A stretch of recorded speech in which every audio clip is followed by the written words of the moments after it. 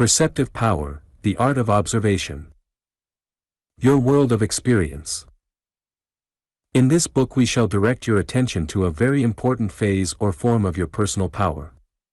Inasmuch as your personal power is a phase, form, aspect, or mode of the expression and manifestation of that power from which all power directly or indirectly proceeds, it follows that the particular form of power to which we are now proceeding to call your attention is one of the manifold manifestations and expressions of that all-power of the universe.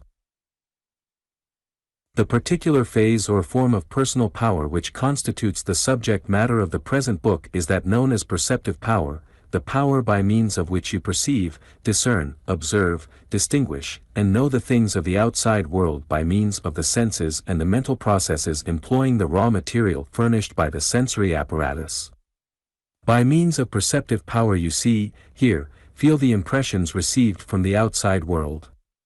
By means of perceptive power you are able not only to know that outside things exist, but also to apprehend them by the intellect, to discern differences between them, and to distinguish one class of things from others.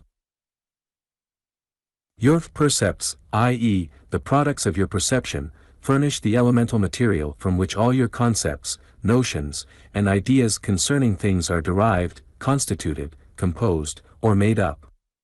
Your percepts are the units with which memory, imagination, thought, reason, and judgment build their structures.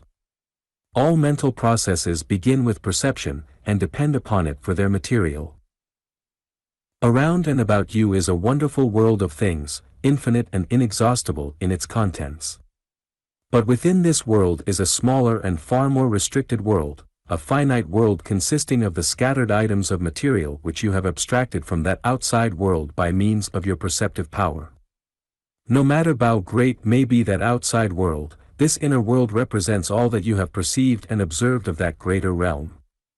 The size, the extent, the limits of that inner world are determined entirely by the degree of perceptive power which you have employed in the task of building up this little mental kingdom within yourself.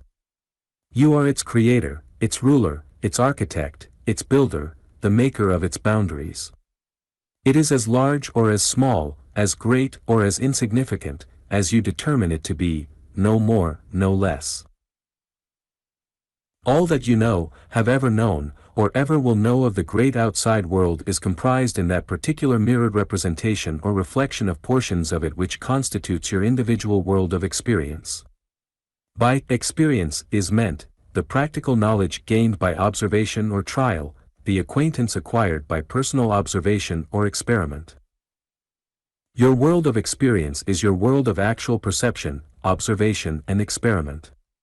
Whatever the outside world may or may not be in itself, it is certain that all you know of it is that knowledge gained by your direct or indirect experience and observation of it. This knowledge is originally mirrored upon your mind by perception, the rest is a matter of rational induction or deduction consisting of inference based upon this original material of experience and observation. Your world of experience is your inner world.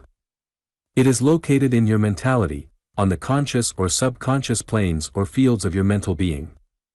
It is your own, your very own. No other person may enter into it, or dwell within its borders, it is sacred to yourself. It is different from the corresponding inner worlds of all other persons, no two persons possess identical worlds of experience.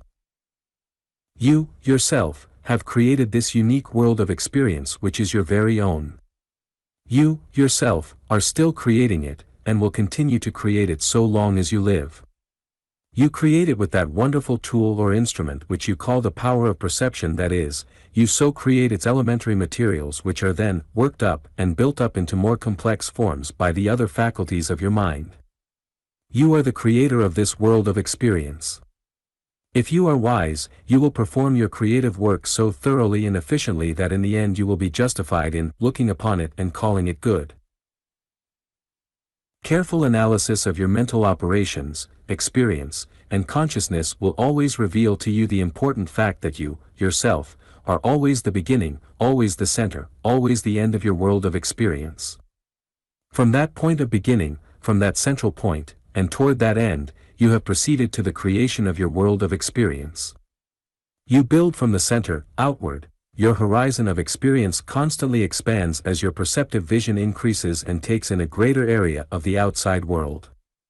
Through the glasses and tubes of the telescopes and the microscopes of the senses, you perceive and observe the things of the outside world, and represent them in your own world of experience which abides within yourself, but it is you, yourself, who are always at the observing end of these instruments.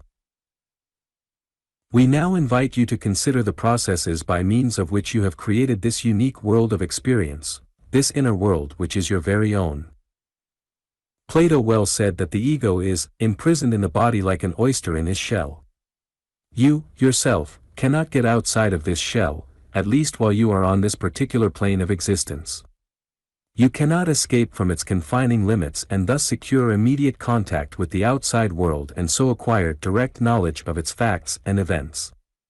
On the contrary, you are entirely dependent upon certain channels of communication with that outside world for your reports from it. These reports are then converted by you into the finished material with which you create that mirrored world of representation, your world of experience. If these channels of communication had never been open to you, then you would never have been able to create your world of experience. There would exist no such world of experience for you. In such case, the fact of your own existence would constitute your only item of experience and knowledge. Your oyster shell would never have opened to admit an inflow of the waters in which it is immersed, and you would be unaware even that such waters existed. All that you know, ever have known, or ever can know of the outside world becomes known to you by means of the reports furnished by the channels of communication with the outside world, the channels of the senses. While your higher mental faculties may select from these reports such as they choose, may examine, combine and arrange them in logical classification, may draw inferences from them so as to learn the unknown from the known, may store them in memory, and rearrange them in the form of mental pictures of the imagination, yet, at the last, you will find that in these reports of the senses you have your only possible, raw materials of knowledge. Upon the strength, clearness, and truth of these reports, as well as upon their number and variety, depend the particular degree and character of knowledge and experience possible of acquirement by you. The I am I, which is yourself, is constantly receiving a stream of messages and experiences from the outside world. It is well within the facts of the case to compare that I am I, which is yourself, to the managing editor of a great metropolitan newspaper, seated at his desk, receiving from all parts of the world a multitude of messages of all kinds which give him the news of the day from which he makes up the next issue of his paper. From this point of the compass, and from that one, pour in the messages, he receives them all. Some of these messages he discards as non-essential and uninteresting, some he bids his assistants to abridge, discarding a portion while retaining the rest, some he accepts in their entirety, to others he adds previously received details, some are headlined by him in accordance with the traditional policy of his journal, others he bids his editorial helpers to employ as premises from which to draw inferences to be expressed in the editorial columns, others are condensed into brief items for the general summary of the news of the day. He is not actually in the outside world in which these events are happening, he remains seated at his desk, receiving the messages from that outside world, and from these messages he is creating and building up a mirrored world, a representative, symbolic world which takes form in the printed newspaper. You are in a position very similar to that of this managing editor. You, yourself, the I am I element of yourself, are safely sheltered in the inner chamber of your being. Your I am I is not present in the outside world, it is present only at the center of your consciousness, your inner world which is a mirrored representation of the world external to itself. All that your I am I knows of that outer world it knows by reason of the sensory messages received from it. This thought may never have occurred to you, but it is a fact that the only world you really know is this inner world of experience which you have created for yourself from the reports received through the sense channels from the actual outer world. If your senses are normal and acute, your inner world of experience will represent the result of your possession of such sense qualities. If your senses are deficient or lacking in any respect, or if they are dull and untrained, then your inner world of experience will as truly represent such conditions. You see, then, that your world of experience is not a complete representation of the outside world at all, it only represents such portions of that outside world which, in the first place, have been reported to you by your sense impressions, and, in the second place, only such portions of these reports which have actually been accepted by you in perception. All the rest is lacking. Your world of experience, then, is merely a symbolic picture of certain aspects of the outside world which have been perceived by you and taken into your inner world. It is a work of art, rather than a work of nature, and you are the artist who has created that work. Moreover, your world of experience is not permanent, it is constantly receiving finishing touches, improvements, alterations, and modifications at your hands, resulting from new reports reaching you.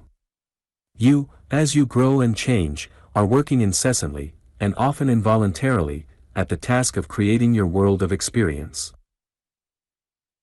It is a matter of the soundest philosophical and scientific teaching that you, yourself, have created, are now creating, and so long as you live will continue to create this inner world of experience which constitutes the world to you. You create this world from the raw material, furnished by sensation, accepted and interpreted by perception, your processes of classification, inference, induction and deduction, and your creation of ideas, concepts, and mental images from these worked-up materials. You, yourself, and none other but yourself, are the creator of this inner world which is all the world to you, the only world that you really know, at the last analysis.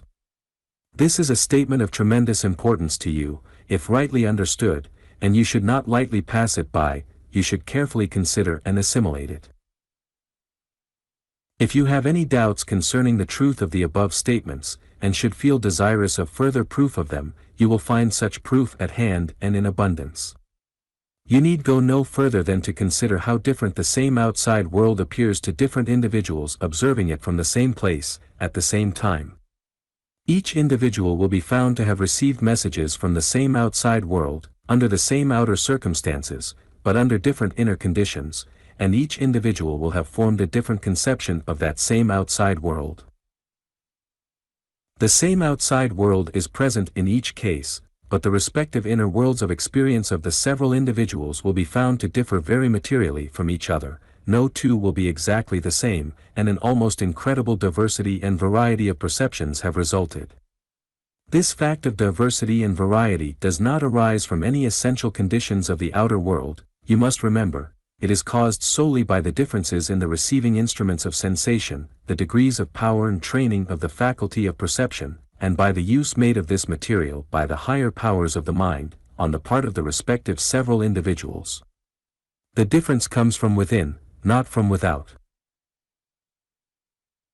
But here we wish to impress upon your mind a very important fact, namely, the fact that the powers of perception, observation and attention, those powers which by their varying degrees of perfection cause the differences to which we have directed your attention, are capable of training, development and cultivation. They respond readily to the proper methods employed for such purposes, and pay large returns for the investment of time and patience bestowed upon such tasks.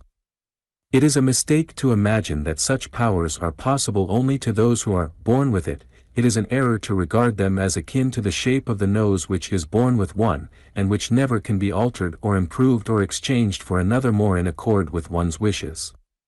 On the contrary, there are no mental powers which respond more readily to training, development and cultivation than do these very ones now under consideration by us.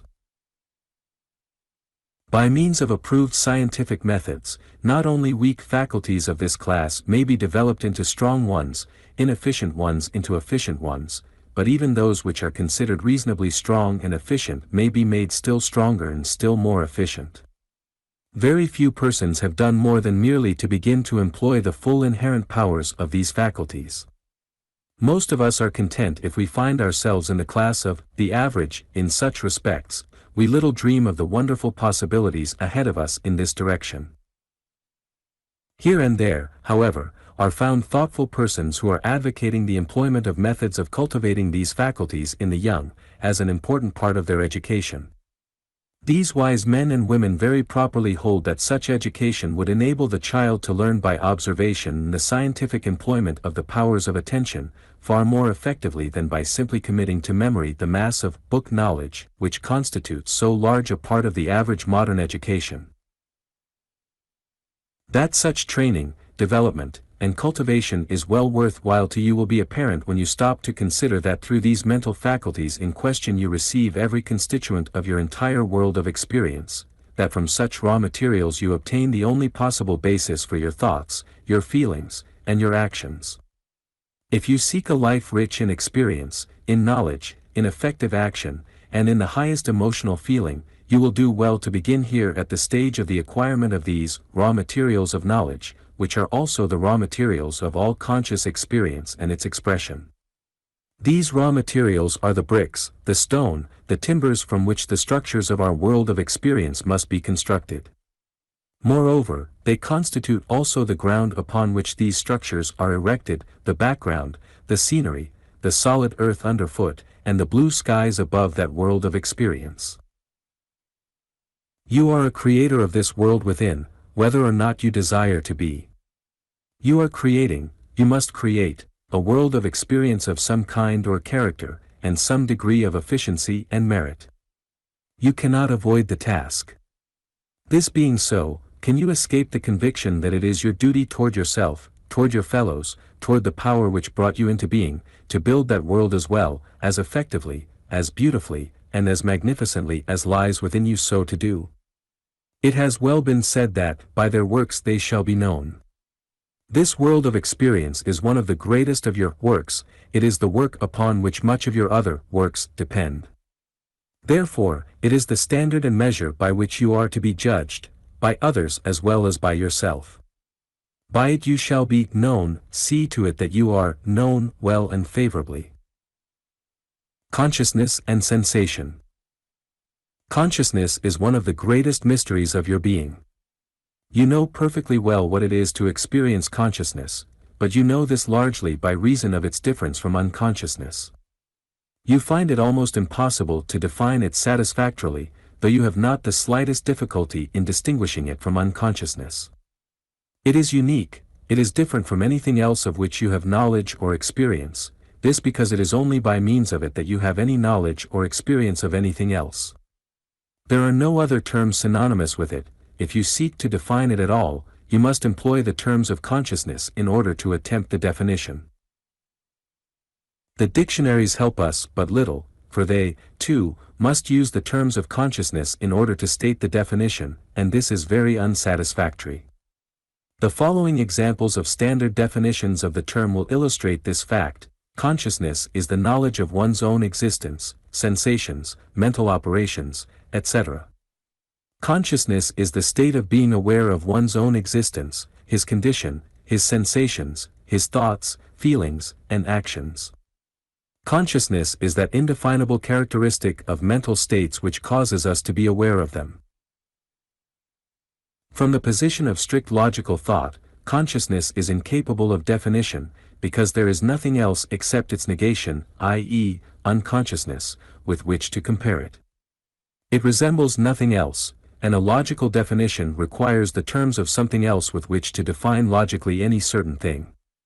The only way, then, to understand consciousness is to experience it.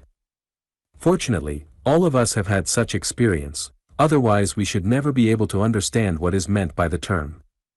The least objectionable term to employ in an attempt to define it, perhaps, is the term awareness, but, at the last, you perceive that you cannot be aware of anything unless you are conscious of it in at least some degree.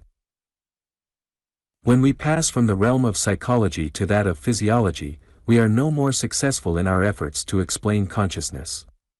We discover that the presence of nervous tissue is necessary in order to experience consciousness, but whether that nervous tissue is the cause of consciousness, or is merely the machinery by which the latter is manifested, scientists are unable to decide to their perfect satisfaction.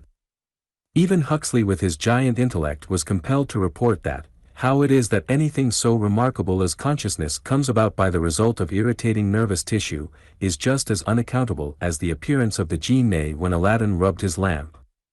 It is at least somewhat comforting to realize that one's own ignorance on this point is shared by even the greatest thinkers of past and present. It must not be supposed that you are conscious of every impression made upon your mind, of every sensation reaching you through the channels of the senses. Attention decides for you which of such reports from the outside world rise to the plane of consciousness, and to what degree, if any, they awaken your conscious perception of them. There are countless sensations reaching you through your sense organs of which you are not even dimly conscious, and which you do not perceive. Here attention performs its work of selection for you, it, itself, being influenced by other mental states. Attention is that wonderful mental power or faculty which may be described as either the focusing of consciousness, or else as detention in consciousness. Likewise, it is true that your mind is at no time conscious of all of its contents, its accumulated experiences. In fact, at any one time you are conscious of but a very small portion of the contents of your mind, the remainder slumbers quietly in the realms of the subconscious planes of your mental empire, from whence they may be called forth when needed by memory or imagination. As your world of experience enlarges, there is a constantly increasing store of these accumulated experiences placed for safekeeping in the subconscious regions of your mind. They are preserved there awaiting their recall into consciousness by the act of recollection or that of imagination. Finally, it is an error to suppose that you are directly conscious of the objects of the outside world. Your consciousness does not come in direct contact with those outside objects. You are conscious merely of certain mental states or conditions within you, which in turn have arisen by reason of the excitation of certain nervous tissue associated with your consciousing faculties, whatever these may be at the last, this excitation being caused by the sensory impulses which pass to the nervous tissues over the sensory nerves, the outer ends of which receive the impressions arising from their contact with outside forces. For instance, when you see the pages of this book, you are merely perceiving the existence of these mental states arising from the excitation of certain nervous tissue connected with your optic nerves. The optic nerves report the contact with certain vibrations of the light waves reflected from the surface of the page, and which thus carry the image, shadow, or picture of the printed page to the nervous tissue of the optical apparatus, just as they would carry them to the photographic plate or film in the camera. There is a distinction here, however, one which makes all the difference in the world. While both the photographic plate and the retina of your eye alike register the light waves and thus produce the image, picture, or shadow of the outside thing, nevertheless the photographic plate is unconscious of it, it has nothing with which to do the consciousing. On the contrary, your mind is conscious of it, for it has something which conscious and becomes aware of such reports. The photographic plate neither knows, nor knows that it knows, but your mind not only knows the report, but your I also knows that your mind knows. You not only know, but you know that you know. This is more than a play on words, it represents an important fact of conscious experience. That there is something in the outside world, the world external to our minds, we know. Even the quite clever metaphysical reasoning of certain extreme subjective idealists fails to shake our fundamental belief that something exists outside of our own mental world. But just what that something really is, philosophers inform us we shall never know. They tell us that we have nothing to know it with. All that we can directly know is our mental pictures, representations, or photographs of that something outside, which, as you have seen, are transmitted through our sense apparatus. Profound philosophers hold that naught but an omniscient mind possibly can know the outside world in itself.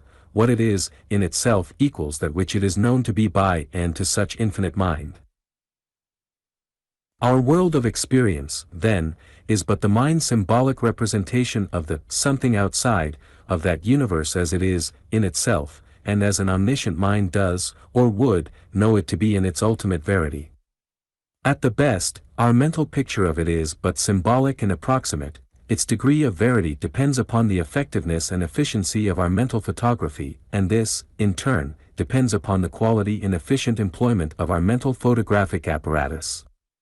This has led certain schools of philosophy and psychology to assert as an axiom the following statement: the total content of consciousness is of sense origin, the higher activities of mind, as well as the lower, are results left by the impressions originally made upon the mind by external objects, through sensations. Our sensations are our elementary modes of being conscious, our elementary elements of experience. which are conditioned upon some of our organs of sense. Psychology informs us that the redness of the brick, or of the rose, is not in those objects themselves, but is within ourselves. It says that, the redness, as you call it, is a question of relation between your optic nerve and the light waves which it is unable to absorb.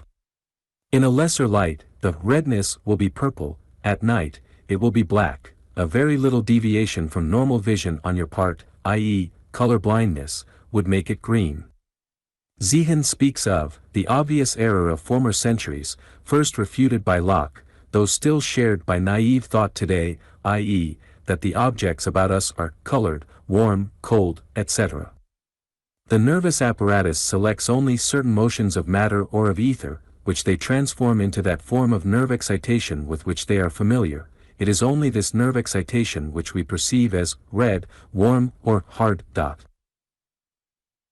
Gordy says, the rotors, and sounds, and odors that seem to fill the scene before us are only mental facts, things which, like the joys and sorrows, the hopes and fears, that make up our conscious life, exist in our own minds and nowhere else.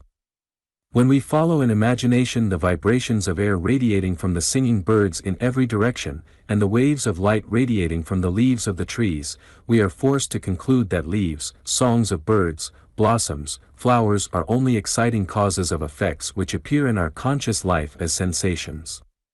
The colors and sounds that we think of in ordinary life, that thrust themselves upon our notice at every moment, are not the undulations of ether and vibrations of air, things that science has learned about only after centuries of investigation, but are the colors and sounds of experience, sensations. Before we began our investigations, we thought that the odors, sounds, and colors of which we have direct knowledge, are physical facts, external to the mind, but we have learned that these supposed physical facts are not physical facts at all. We must say either that the world of sounds, and tastes, and odors, and colors, is purely subjective, in the sense of consisting of our own mental facts, or else that the conclusions reached by us are wrong. But we caution you here not to make the mistake common to many who fail to realize that a little learning is a dangerous thing, and who rush to the conclusion that the outside somethings have no existence whatever outside of our sensations concerning them.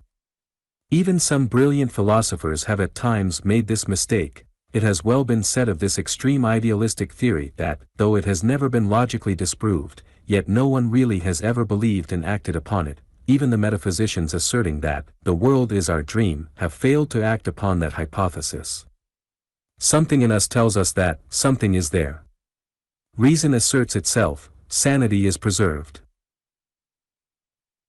The philosophers of more evenly balanced philosophical temper have sought and found the golden mean, from which position they assert that though we can never know the something outside as it is, in itself, as omniscient mind does or would know it, and though we can know only our more or less indistinct, distorted, and imperfect symbolic pictures, shadows, or photographs of it, nevertheless common sense and practical reason assures us that something is there, at the least, certain, exciting forces which produce in us the exciting effects called sensations.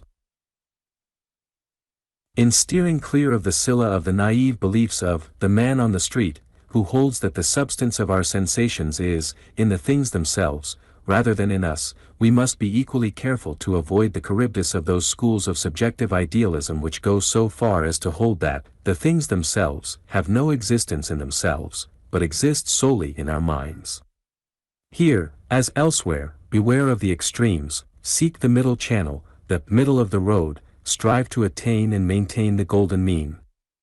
Something is there, and we are conscious of it, though our consciousness is indirect. The senses. You have seen that in the reports of sensation you have the raw material of knowledge. Sensation is an elementary state of consciousness resulting from nerve action.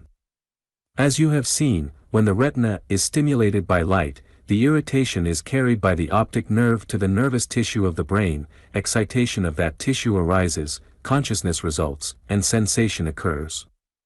You also have seen that just why this happens is unknown to mankind, but this is how it happens. The same rule also applies to sensations arising from the senses of hearing, taste, smell, or touch, from any or all of the phases of the elementary sense of feeling, for, know you, that all the senses are but modifications of the original sense of feeling. It is probable that you do not as yet fully realize the tremendous importance of the senses to you in the creation of your world of experience, or how dependent you are upon these sense reports from that outside world which the I cannot contact directly or without the intermediary of the sensory nervous system. Perhaps you will appreciate this fact more fully if you will try to imagine what your consciousness would be had you been born without any of the five senses. Make the experiment, give your imagination a little exercise. The use of your imagination in this way will reveal to you the fact that even if you had been born with the most perfectly formed brain, composed of the finest grade of brain matter, and with the advantages of the best mental inheritance in the way of natural capacity for mental activity, you would be absolutely devoid of any conscious world of experience had all the natural and normal inlets of the senses remained closed by reason of physical imperfection. In such case your mind would remain as dormant as a seed buried in soil unfitted to produce its germination. You would be cut off from all that communication with the outer world from which all of your original experiences must come, and from which you receive all the knowledge which constitutes your world of experience. You would not know, nor could you know, anything whatsoever concerning what exists in that outer world, or what events are occurring there. Your only knowledge would be that of your self-existence, and even that you would not be able to express in words or in the symbols of thought. Professor R. P. Halleck has strikingly pictured the condition of a person born with this frightful handicap, as follows: suppose a child of intelligent parents were ushered into the world without a nerve leading from his otherwise perfect brain to any portion of his body, with no optic nerve to transmit the glorious sensations from the eye, no auditory nerve to convey the touch of a hand, no olfactory nerve to rouse the brain with the delicate aroma from the orchards and the wild flowers in spring, no gustatory, thermal, or muscular nerves. Could such a child live? As the years rolled on, the books of Shakespeare and of Milton would be opened in vain before the child's eyes. The wisest men might talk to him with utmost eloquence, all to no purpose. Nature could not whisper one of her inspiring truths into his deaf ear, could not light up that dark mind with a picture of the rainbow or of a human face. No matter how perfect might be the child's brain and his inherited capacity for mental activities, his faculties would remain for this life shrouded in Egyptian darkness. Perception could give memory nothing to retain, and thought could not weave her matchless fabrics without materials. The above is no mere fanciful picture, on the contrary, it is a statement of the position of science and philosophy concerning the dependence of the mind upon the avenues of sensation for the materials of the higher and more complex mental processes. The mind is as much dependent upon the material of sensations for its sustenance, as is the body dependent upon food for its nourishment.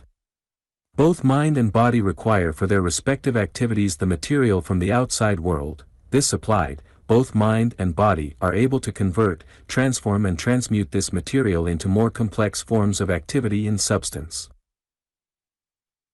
A celebrated philosopher and psychologist once asked his students to consider the fanciful possibilities arising from a case in which the nerves of sight should be attached to the areas of the brain concerned with the office of hearing, and those of hearing, with the areas of sight, the faculties of the receiving apparatus thus exchanging duties. In such case, one would hear all colors and would see all sounds. One would thus perceive the sounds of flowers and paintings, and would see the beauties of the musical notes of the great composers. In such a case, the outer world would still be sending him the same messages, but he would be interpreting them differently. A writer commenting on this possibility has said, "Beauty would still be ours, though speaking another tongue. The bird's song would then strike our retina as a pageant of colors, we would see all the magical tones of the wind, hear as a great fugue the repeated and harmonized greens of the forest, the cadences of stormy skies." This illustration, of course, is pure artistic fancy, but the result is logically pictured. It will serve to illustrate how dependent we are upon the mechanism of consciousness in its phase of sensation. Psychologists have also pointed out the fact that the world of experience of the individual is decreased by the absence of the power of normal functioning in any one or more of his several senses, and that this world of experience would be increased if he were able to evolve additional senses. This is more than mere speculation, for science shows us that the sense of feeling was the elementary sense, from which all the other senses have been evolved, and that is well within the possibilities of evolution that additional senses may be unfolded in the course of the evolutionary development of living forms. In order to give you a personal illustration of your dependence upon your senses for the character and extent of your world of experience, we ask you here to use your imagination once more. Begin by imagining what the outside world would mean to you if you were merely a one-sense individual, possessed merely of the sense of touch. Your entire field of knowledge would be limited to your idea of how things feel to your touch. It would be a very small world of experience, would it not? Then, imagine yourself as evolving the senses of taste and smell, those half-brothers in the sense world. Can you not see how your world would enlarge, and how its character would change? Then imagine yourself as evolving the sense of hearing, and realize the wonderful addition to your world of experience that such would furnish. And, then, last of all, imagine that some wonderful day your sense of sight would suddenly unfold into activity, and the great world of sight experience would unfold before your consciousness. Can you not see by this how materially your world of experience depends upon sensation, how each new sense adds to it, and each lacking sense detracts and subtracts from it? Your imagination employed in this flight has taught you a valuable lesson, and a true one. In the same way, you will see that the possession of an additional sense, a sense as yet not evolved by man, would enable you to know the world in an entirely new way. There are undoubtedly properties in material objects of which you remain in total ignorance solely by reason of the absence of appropriate senses through which to become aware of them. Even as it is, you are able to hear only a small portion of the vibrations of sound, or to see only a small portion of the waves of light. Instruments invented by science are able to catch and record sound waves and light waves which your senses fail to register.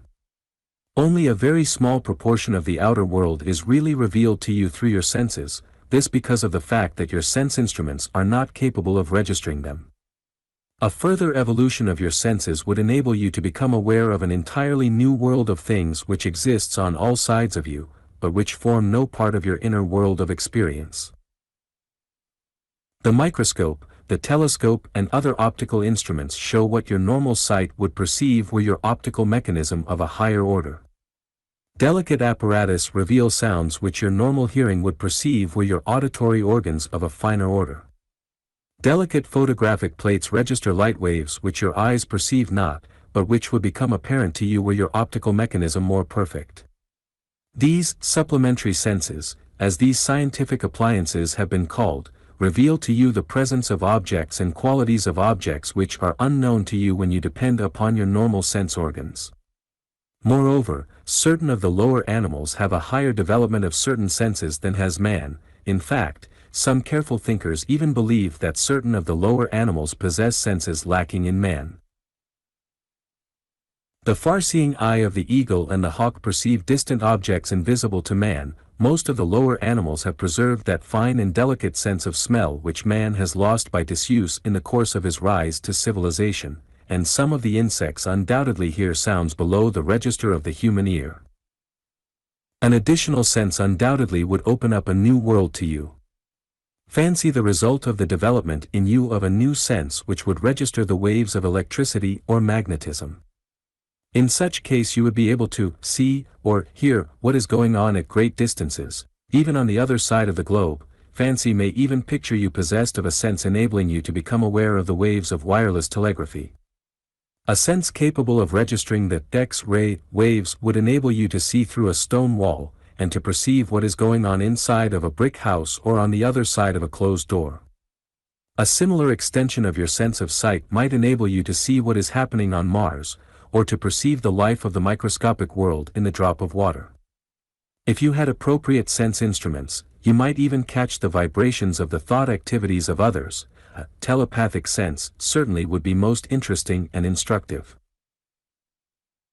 Scientific imagination has pictured worlds in which living creatures possess 7, 9, 15, or more senses, and this is possible, theoretically, for 17 senses would be really no more wonderful than our 5, though they would seem so to 5-sense creatures.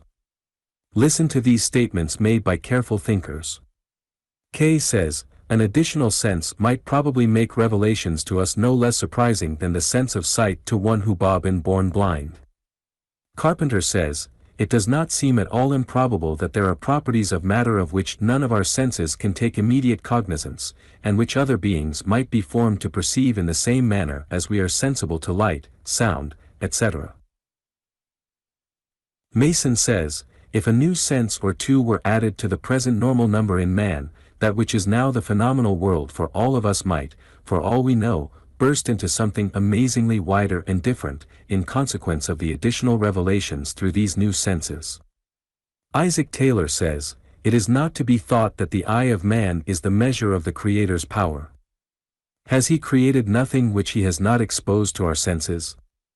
The contrary seems much more than barely possible, ought we not to think it almost certain? However, we have presented to you the above-stated speculative, and apparently somewhat fanciful ideas, merely for the purpose of bringing to you a clearer and more comprehensive conception of the relation between yourself and the outside world, and to show you how dependent you are upon your senses for the material with which you build up and create your world of experience. We have no desire to urge you to develop new senses, rest assured. But our purpose is none the less constructive and in the direction of opening up to you new worlds of knowledge, a new world of experience. For, know you, that there is almost, if not quite, as much difference between the world of experience of the man of untrained and undeveloped powers of attention, perception, and observation, and that of the man who has highly developed these mental powers, as there would be between the latter individual and the one who had developed one or more new senses. You have but to contrast the man of highly developed perceptive powers, with one of the opposite type, to realize that the two individuals dwell in entirely different worlds of experience. The former sees, hears, feels, and knows a multitude of facts of life and nature which are entirely unperceived and unknown to the latter type of individual. The developed man recognizes, considers, and solves problems the very existence of which is unknown to the undeveloped man. It is as if the two types see with different eyes, hear with different ears, feel with different nerves of touch. In this book we are striving not to endow you with additional senses, but to enable you to perfect the senses you already possess, to perfect them to such an extent that they will take on powers and possibilities, effectiveness and active qualities, which to the uninitiated seem to be the result of additional mental faculties possessed only by the favored few and denied to the great masses of the human race. The mechanism of the senses. The sensory mechanism, the vital machinery concerned with the processes of sensation, consists of certain portions of the brain, certain portions of the nervous system, and the special organs of sense. The brain. What mind, in itself, may be or may not be, whatever may be the ultimate nature of its relation to the brain, we must at least admit that the brain is the physical mechanism through and by means of which the mental processes are performed or manifested. Moreover, we are forced to admit that the mind must depend upon certain portions of the brain and of the nervous system for the reception and perception of the messages from the outside world which compose the raw material of knowledge, which constitute the elements of the world of experience of the individual. The detailed study of the physiology of the brain is outside of the field sought to be covered by this book. Therefore, we shall confine our description of it to the technical definition, viz., the brain is the whitish mass of soft matter which is enclosed in the cartilaginous or bony cranium of vertebrate animals. It is the center of the nervous system and the seat of consciousness and volition. Here we have the general description of the physical aspect of the brain, and the statement that it is the seat of consciousness. This is sufficient for our present purpose. The sensory nerves. The nerves are bundles of fibers which transmit nervous impulses between nerve centers and various parts of the animal body. They constitute important elements of the great nervous system which traverses the body, and which has been compared to a great telegraphic system. There are motor nerves, which serve to transmit motor impulses, impulses producing motion, to the various parts of the body. There are also other classes of nerves which serve the performance of certain physiological functions, such as digestion, secretion, excretion, and circulation. With these classes of nerves, however, we are not concerned in our consideration of the general subject of the senses.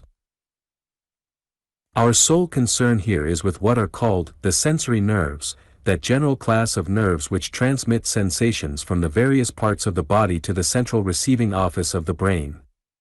These sensory nerves are the great telegraphic wires which report to the central office of the brain that irritation or excitation which their surface terminal ends experience by reason of their contact with the objects of the outside world. When the surface terminal ends of a sensory nerve are irritated or excited by reason of such contact with the outside object, they send to the brain a message demanding more or less attention. Whether these nerves be nerves of touch, of sight, of hearing, of taste, or of smell, the action is essentially the same. At the last, all the sensory nerves are nerves of feeling. Fix this last statement in your mind. It will aid you in your comprehension of the processes manifested by the several particular sense organs and mechanism. The sense organs. There are 5 general senses, according to the popularly accepted classification, namely, 1. Touch, 2. Sight, 3. Hearing, 4. Smell, and 5. Taste. Physiologists and psychologists often note an additional sense, called the muscular sense, which reveals the state of our muscles, and which furnishes us with our ideas of weight, spatial dimensions, etc. Others would add certain other senses, namely those connected with the feelings arising from the condition of certain internal physical organs, and which furnish us with reports manifesting the feelings of hunger, thirst, sexuality, repletion, indigestion, etc., or of burns, inflammations, bruises, cramps, etc. These latter classes, however, for convenience are usually included in the class of the sense of touch, and we shall not make the technical distinction in this book, interesting though it is for academic consideration.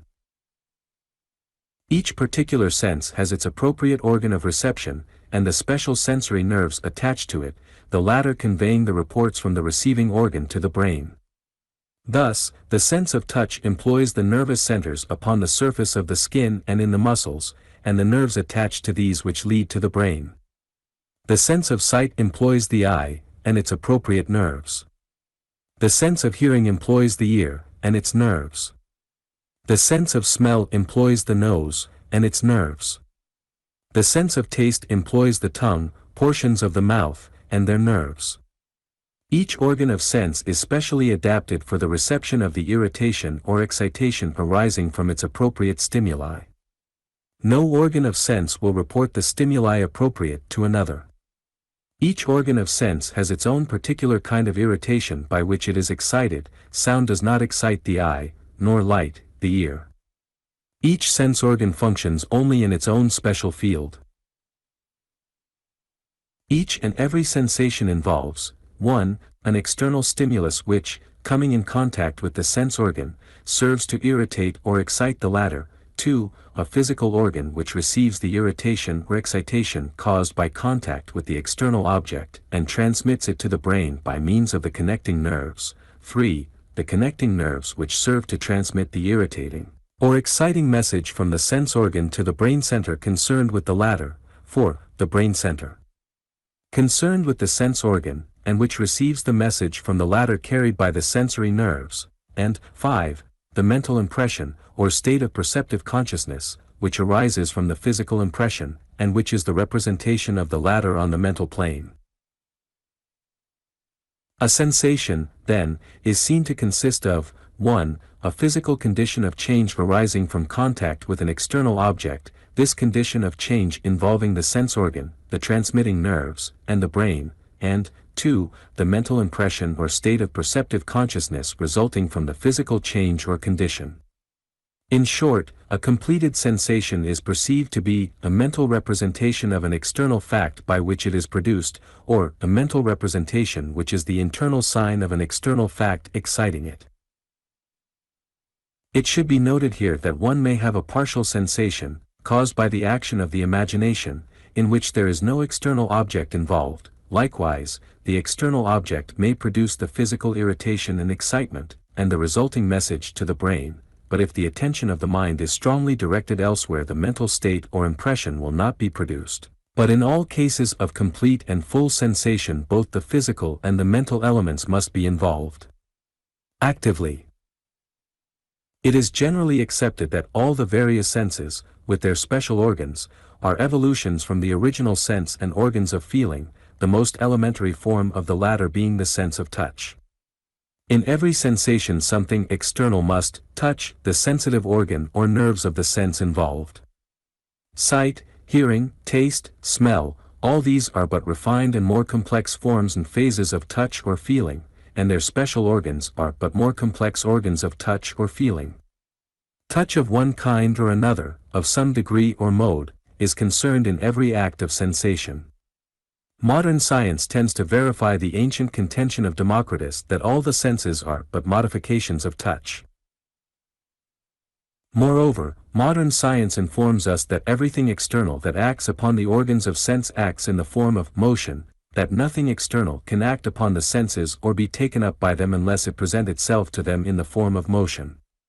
Thus, light is motion resulting from undulations in the ether, sound is motion resulting from vibrations of the air, tastes and smells are the result of motion arising from the chemical changes in the particles of minute substances coming in contact with the sensitive portions of the tongue and mouth, and of the nose. Touch results from the motion of objects external to our bodies, or of portions of our body, or both.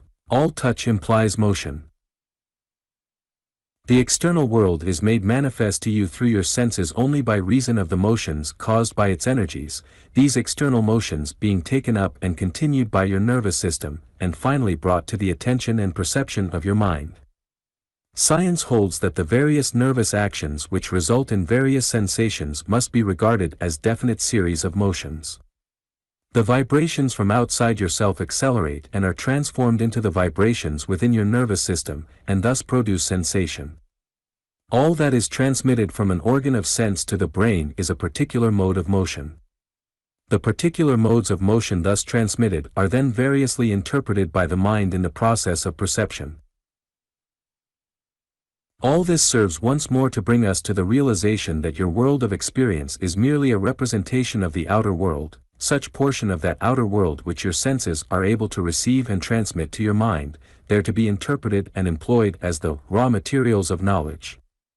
You do not know the outside world directly and immediately, all that you know of it is its reports to you over the channels, and through the medium of your senses.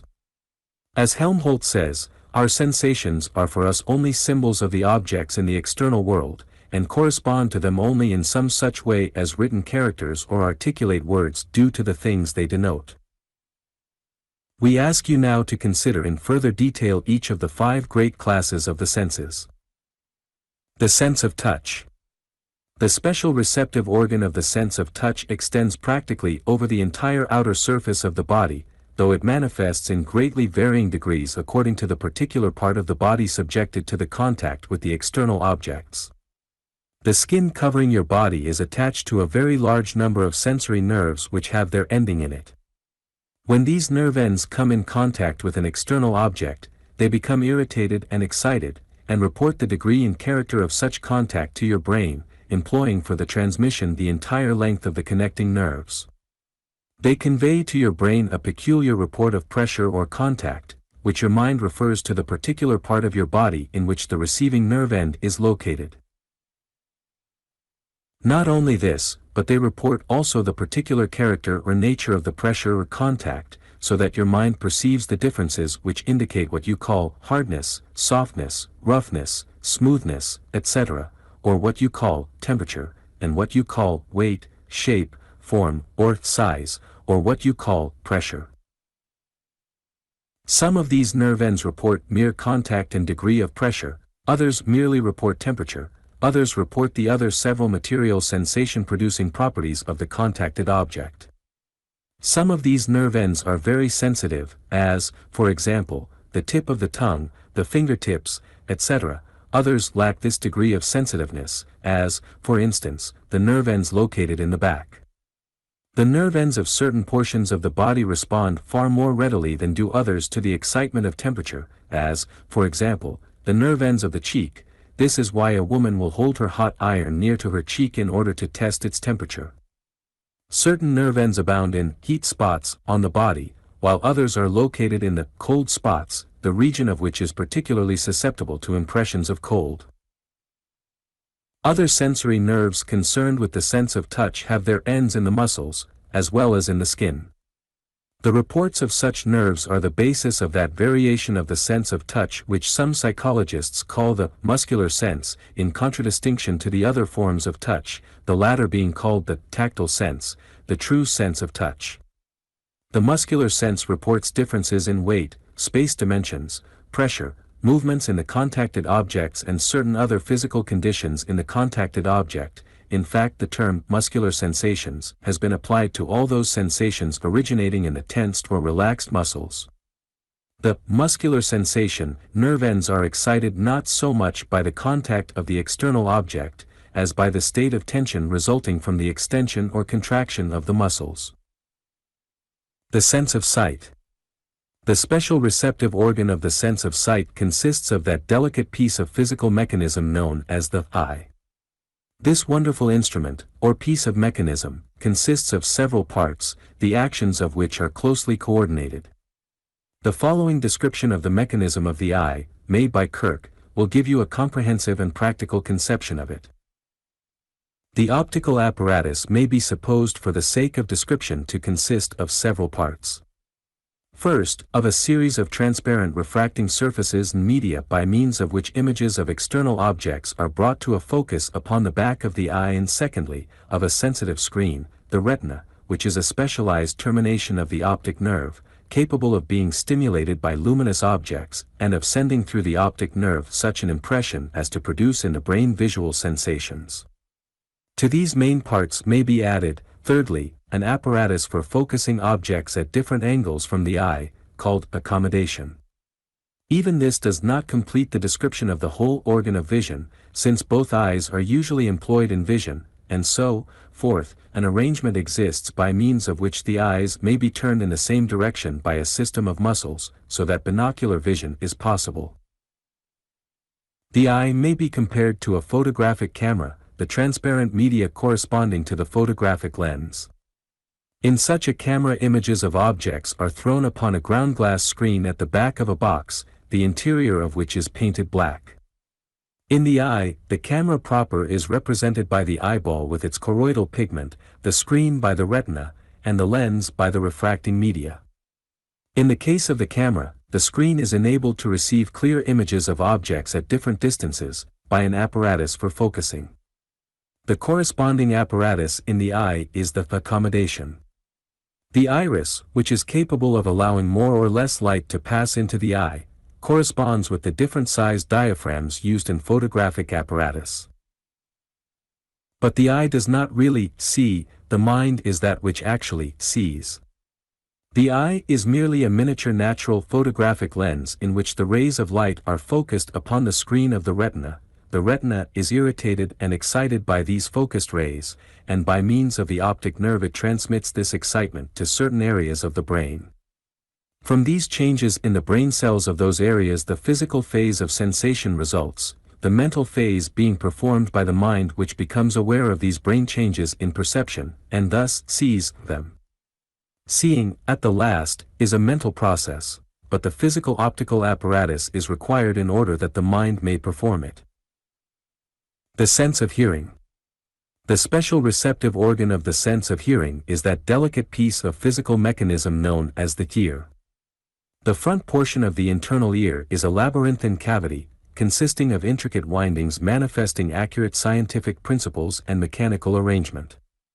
This cavity is so constructed that it may most effectively convey to the back portion of the internal ear the sound waves reaching it from the external world. These sound waves are vibrations of the air set in motion by some physical activity or change. In the inner part of the ear, at the back of this cavity, there is located the tympanum, or ear drum, which receives the focused sound waves from the cavity, and which thereupon intensifies and adapts them according to scientific mechanical principles.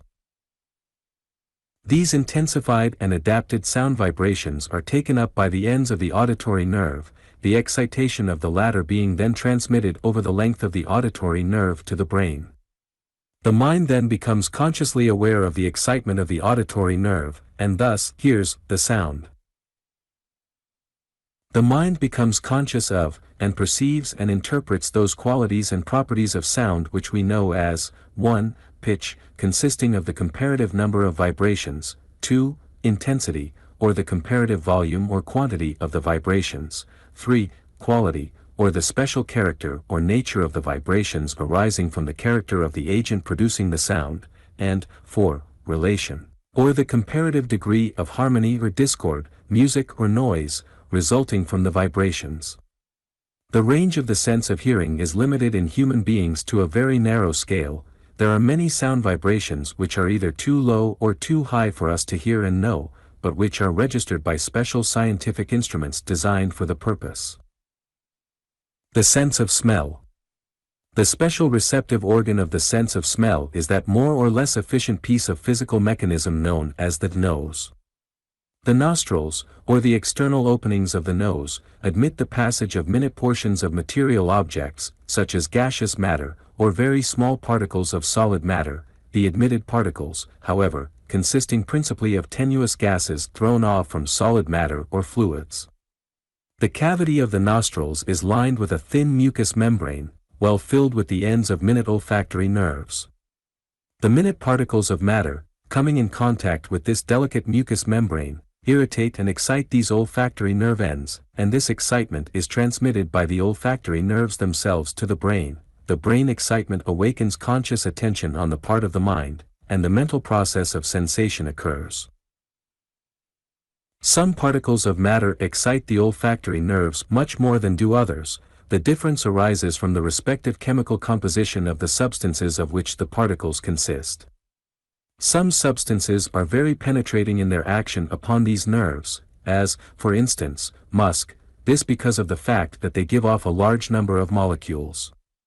Other substances possess a strong property of irritation in their action upon these nerves, as, for instance, ammonia, this because of some chemical property strongly affecting the olfactory nerves. The sense of smell is very active and efficient in the lower animals, and in primitive man. In civilized man, however, the sense is believed to have become partially atrophied from disuse resulting from lack of necessity. The sense of taste. The special receptive organ of the sense of taste is that very efficient piece of physical machinery known as the tongue. Certain portions of the mouth also serve as receptive organs of taste. The tongue contains certain tiny cells called taste buds. These are connected with the gustatory nerves, which in turn lead to the brain. When soluble material substances are taken into the mouth, the chemical action of their constituents, coming in contact with the taste buds, sets up an irritation or excitement in the nerve ends connected with them. This excitement is transmitted over the gustatory nerves to the brain, there producing an excitement of which the mind becomes conscious by attention. Taste has been classified by some as follows: 1. Bitter, 2. Sweet, 3. Sour, 4. Salty, 5. Alkaline, 6. Hot, as in the case of pepper, mustard, horseradish, etc., and 7. Acrid, i.e., bitter and hot combined. Much that we call taste really is smell, there being a close connection and relation between the physical organs and processes of these two respective senses. When your sense of smell is affected by a bad cold, catarrh, or similar condition, you will discover that your sense of taste is seemingly affected, this because of the close relation above noted. Some psychologists hold that other features usually attributed to the sense of taste really are incidents of the sense of touch. Hoff-Ding, noting this fact, says, the pleasantness of many sorts of food, e.g. jelly, is certainly derived from their effect upon the delicate skin of the palate, and is therefore much more a question of touch than of taste. The Shah of Persia, visiting in England, is said to have reproached Europeans for their use of forks, saying, "You do not know that the sense of taste begins with the fingertips." Development of the senses. That the senses may be developed, cultivated, and trained to a marvelous degree, is a fact known to all practical psychologists. We shall give you specific instances and methods when we consider the subjects of attention, perception and observation. But it must always be remembered by you that such training and development is mental and not physical. It is the mind, and not the body, which senses at the last. The sense instruments must be there, it is true, but they serve merely as instruments, and are never by any chance the real, that which experiences sensation, or that which directs it. Training and development of the senses really is training and development of the power of consciousing by the direct action of the I am I, which is yourself. We need scarcely add that, inasmuch as the senses supply the raw material of knowledge, it follows that your world of knowledge, your world of experience is greatly enlarged and enriched by the scientific training and development of your senses, and by their rational culture. With the proper kind and quantity of the raw materials, the finished product must be more satisfactory in quantity and in quality, this is self-evident. Perception and discernment. Perception is the faculty, or act, or consciousness whereby it apprehends, comprehends, or takes cognizance of the reports of the senses reaching it in the form of sensation. James defines it as the consciousness of particular material things present to sense. It is that power or faculty of the mind by means of which the latter interprets the raw materials of thought furnished through sensation. Discernment is perception intelligently applied and consciously directed. You will remember that in completed sensation the final stage is that mental state arising from the consciousness of the physical impression upon the brain substance derived from the excitation of the sensory nerves, it is the mental representation of the physical impression. This mental state also constitutes the elemental and primary stage of perception. The higher and more complex manifestations of perception involve the exercise of memory, association, and a certain degree of reasoning power. Perception, aided by the other mental faculties to some extent, gives to you your first real knowledge of the outside world. You will also remember that not all sensations are received in consciousness, not all are perceived by the mind, as a fact, but a comparatively small number of your sensations are so perceived. Moreover, in simple perception there is but a comparatively slight apprehension or cognizance, but a slight knowing of the object perceived. It is only when voluntary attention begins more actively to manifest its powers that your real knowing actually begins. While perception depends upon the senses for its raw materials, it relies for its fuller manifestation upon thought in some degree or form. Perception, then, may be regarded as the thought arising from the feeling of sensation. Sensation is feeling, perception is the beginning of thought. Sensation brings to you the feeling of the things of the outside world. Perception interprets this feeling by identifying it with the outside thing arousing that feeling and referring it to that outside thing. From perception all of your higher mental states arise. The processes of perception are as follows. 1. Attention causing consciousness to become aware of the definite sensation arising from indefinite nervous excitement. 2. Thought interpreting the definite sensation, and attributing it to the outside object causing it, and 3. Reason, based upon experience, perceiving the sensation-producing element of the outside object to be a quality, property, or attribute of that outside object. For example, you touch a piece of heated iron. You first, 1. Become aware of a certain sensation reaching you through your sensory nerves without any consciousness of anything but the feeling element. Then, 2, you interpret this feeling as heat and attribute it to the piece of iron. Then, 3, you perceive that heat to be a quality of iron in that particular condition. The above statement may seem to be merely a needless elaboration of a familiar experience, but when you were a little child you actually gained this experience by passing through precisely these several stages of perception, and all your knowledge gained by actual experience has been so acquired. The infant or young child at first experiences but indefinite sensations. It is not able to interpret these, nor to refer them to particular external objects, nor to deduce that the feeling-producing powers constitute qualities in that and similar external objects. As it grows older, and gains experience. However, it begins to realize that sensation has a practical meaning only insofar as it refers to definite objects causing it, that the meaning of sensation must be sought in perception. The natural education of the child consists almost entirely of its discovering by perception the real meaning and source of sensation. It is only in this way that the child brings about a harmonious relation and practical working unity between its world of experience and the things of the outside world. Perception, then, is seen to consist of your power to apprehend and cognize the qualities and relations of outside things reported by sensation. The greater the extent of your discovery of such qualities and relations, the greater is the degree of practical knowledge and experience possessed by you. Your entire stock of knowledge is built up in this way, this because all that your mind is able to know about the things of the outside world is the knowledge of the characteristic qualities and relations of those things. When you define a thing, you but state its qualities and its relations, and such qualities and relations are known to you only by means of perception. To know all the qualities and relations of a thing is equivalent to knowing fully the nature or character of that thing, at least so far as human knowledge is capable of full knowledge of anything. In the higher acts of perception all of the mental faculties or powers are represented. For instance, you obtain a sensation of form and color, evidently related to a certain tree. Your memory, based upon experience, identifies this form and color as connected with fruit. Your experience informs you that this particular fruit is a peach. Examining the object closer, you see that the peach is in that condition which your experience interprets as ripe. Your memory and experience inform you that ripe peaches are pleasant to the taste, and your imagination makes a mental picture of the sweetness and general satisfaction of the taste which form qualities of that peach. Then your will acts to pluck that peach, if such be deemed proper in the light of reason and feeling, and to eat it.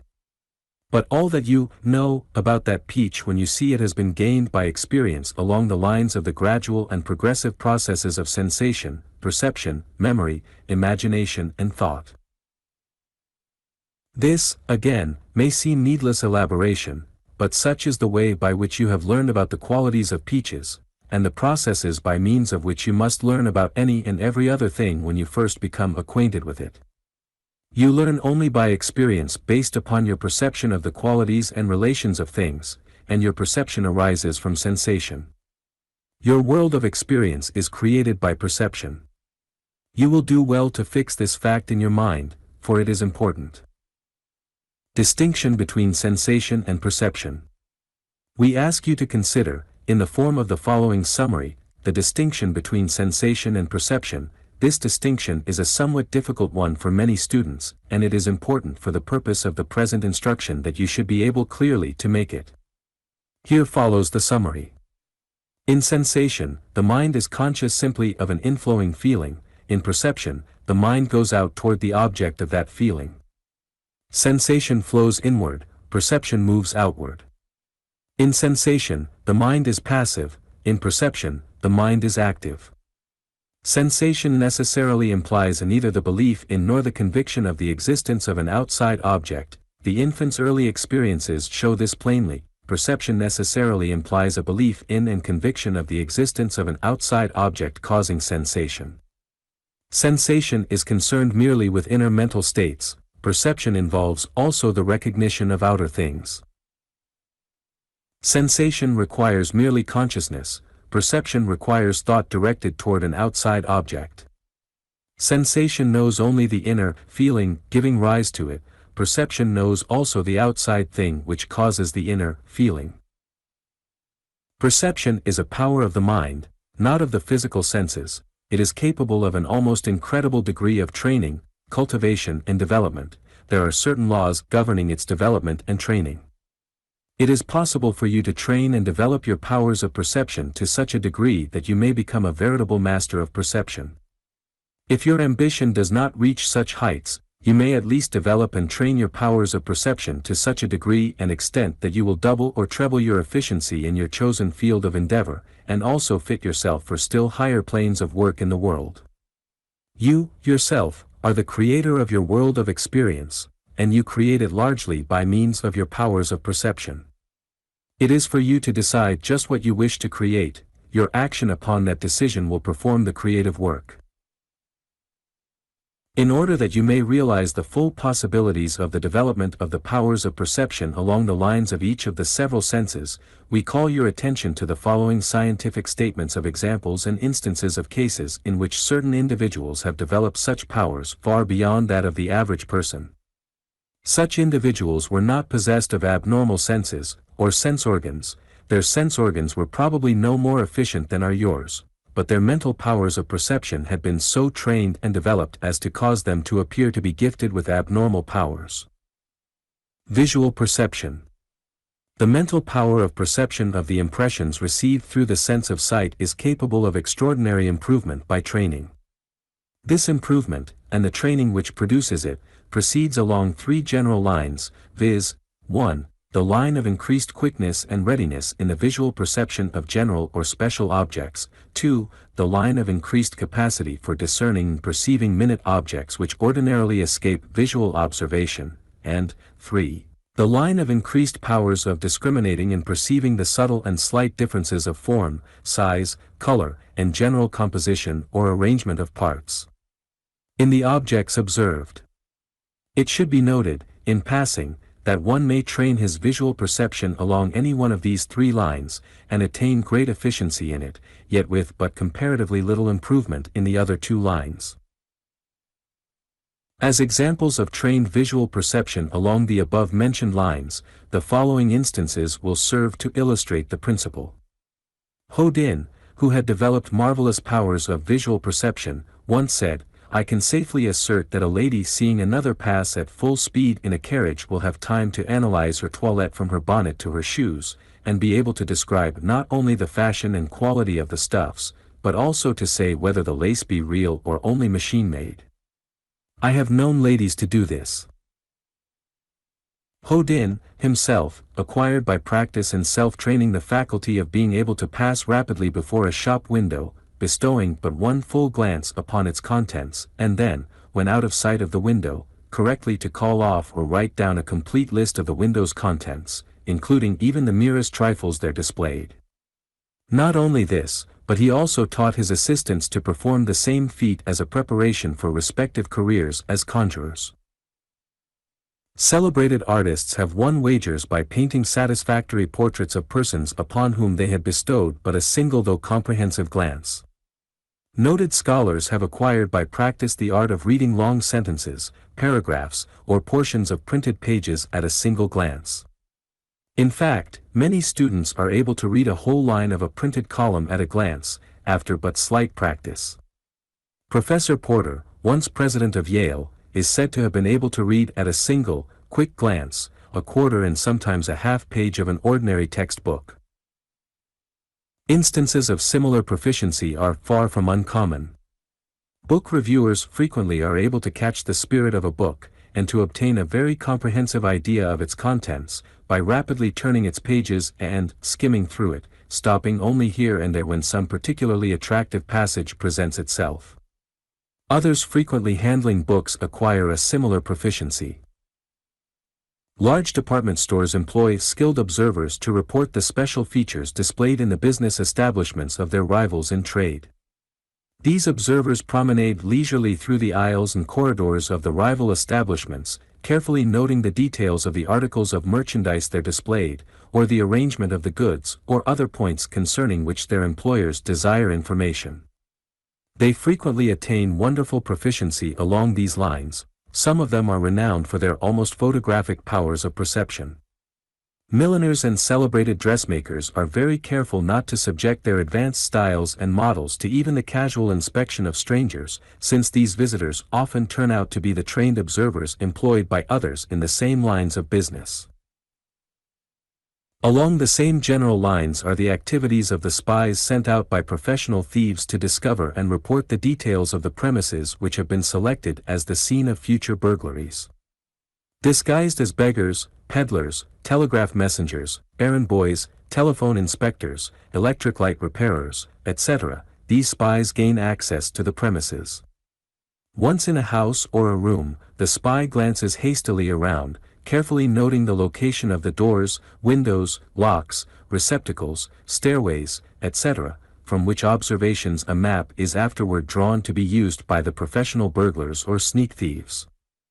Military spies often attain wonderful proficiency along these lines. A single glance frequently suffices to give them a comprehensive and detailed idea and mental picture of important military preparations and plans. Along the second lines of visual perception, we find scientists and special workers in certain trades who have attained great efficiency in the direction of perceiving minute objects which escape the perceptive attention of the ordinary persons. Watchmakers possess this faculty. Makers of delicate scientific instruments likewise have acquired the faculty of distinguishing minute objects and parts of things. Microscopists by practice develop the power of perceiving very minute objects and their details, where untrained observers gazing through the same lens perceive merely a tiny speck, or minute blur. The magnifying instrument increases the strength of the minute physical impression, but it requires the trained observer's mental power of perception to perceive and to know that impression made upon his brain tissue. Along the third lines of visual perception, we have many instances of the wonderful efficiency of trained observers who are able to perceive and to discriminate between the subtle and slight differences in the form, size, color, and general composition or arrangement of parts, in the objects under observation by them. In fact, specialists in any business, trade, art or profession must acquire proficiency of this kind in order to be successful in their particular line. Bank employees become very expert in handling coin, or banknotes. Often they are able to detect counterfeits almost instinctively, so keen have become their powers of visual perception, though in this particular case they are often aided by tactile perception. Experts in handwriting are able to distinguish between the finest shades of difference in the written words, often being able to discover differences arising from the varying physical condition of the individual as evidenced in his several writings. Artists, as you well know, are able to distinguish between shades and hues, and combinations of color. They are able to see diversity where the ordinary observer perceives sameness and identity. Subtle distinctions which are imperceptible to the ordinary observer, stand out most strikingly to the perceptive faculties of the trained artist or worker in colors. Dyers and dealers in colored fabrics, as well as many purchasers of those fabrics, are able to distinguish between very minute differences in shades, tints, and hues of color in fabrics. The color sense of some trained observers sometimes seem to other persons like an additional sense. Herschel said that the highly trained visual perception of the workers upon the mosaics in the Vatican enabled them to distinguish correctly between 30,000 different shades of color. Expert readers of character, and good judges of human nature, are often able so accurately to distinguish between the different shades of expression manifested by the human features, that they can interpret with a startling degree of correctness the inner feelings or thoughts of the person at that time. Persons having much to do with a number of subordinates in a school, office, workshop, army, etc., often become very efficient in many cases in sensing what is in the mind or feelings of those in their charge or under their authority. The skilled schoolteacher acquires proficiency in this line, the expert salesman also becomes an adept in this direction. Women, as a rule, seem by nature to possess this particular phase of this faculty well developed, this probably because their success and happiness in life frequently depends to a great extent upon their ability to sense and to act upon the moods of men. Whatever may be the true reason, however, the woman of experience often surprises men by her perception of what is in the mind of the men, and of other women. We may like to call this intuition, but more often it is merely the result of an unconsciously developed power of accurate visual perception along these particular lines. The observer knows what certain expressions mean, even though those manifesting them are seeking to conceal their inner thoughts and feelings. Auditory perception. The power of perception of impressions received through the sense of hearing is capable of extraordinary improvement by training. This improvement, and the training which produces it, proceed along three general lines, viz. 1. The line of increased capacity for perception of the general distinction between the general properties of sound, namely, the quality, intensity, and the volume or quantity of the sound impressions. 2. the line of the increased capacity for perception of the musical attributes of sound, i.e., the pitch, the tone, the harmony. 3. The line of the increased capacity for perception of the articulateness, distance, and direction of sounds. It should be noted, however, that one may train his auditory perception along any one of these three lines, and attain great efficiency in it, yet with comparatively little improvement in the other two lines. Physiologists and psychologists have made the interesting discovery that in the case of many persons who are supposed to be slightly deaf, or somewhat hard of hearing, there exists no physical deficiency whatever. The organs and mechanism of hearing are normal in many of such cases. The explanation of this apparent paradox is found in the fact that such persons have failed to develop normally the perceptive powers of that part of the mind which is concerned in auditory perception.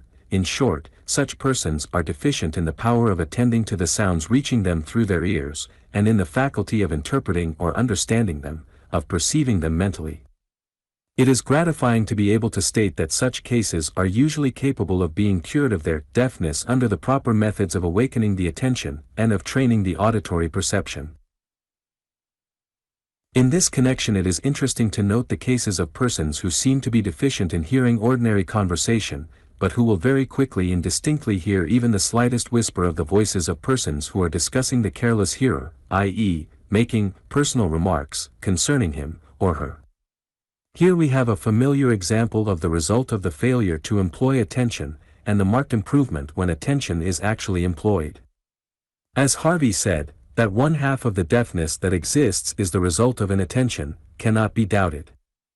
Some old women who experience much difficulty in hearing ordinary conversation, and complain that they are hard of hearing, will be found to be very keen in hearing a bit of whispered gossip, or the low-toned criticisms of themselves on the part of others. Attention follows interest, in such cases, and perception follows attention. It is generally held that auditory perception is more susceptible of education, cultivation and development, and may be more easily and effectively trained than any other form of perception. You may witness on all sides many convincing illustrative examples of its possibilities in this direction. The blind depend upon this highly developed perceptive faculty to a great extent. They can walk easily through a crowded thoroughfare guided only by the sounds perceived and interpreted by them, but of which the normal individual will not be aware. They can tell when they are passing a stationary object, such as a lamppost, and frequently they can discriminate between a standing man and a lamppost by means of the difference in the reverberations of the sound of their own footsteps received through the ear and interpreted by perception. They readily distinguish between the respective rumbles of the different streetcars, and can inform you to what particular car line the passing car belongs.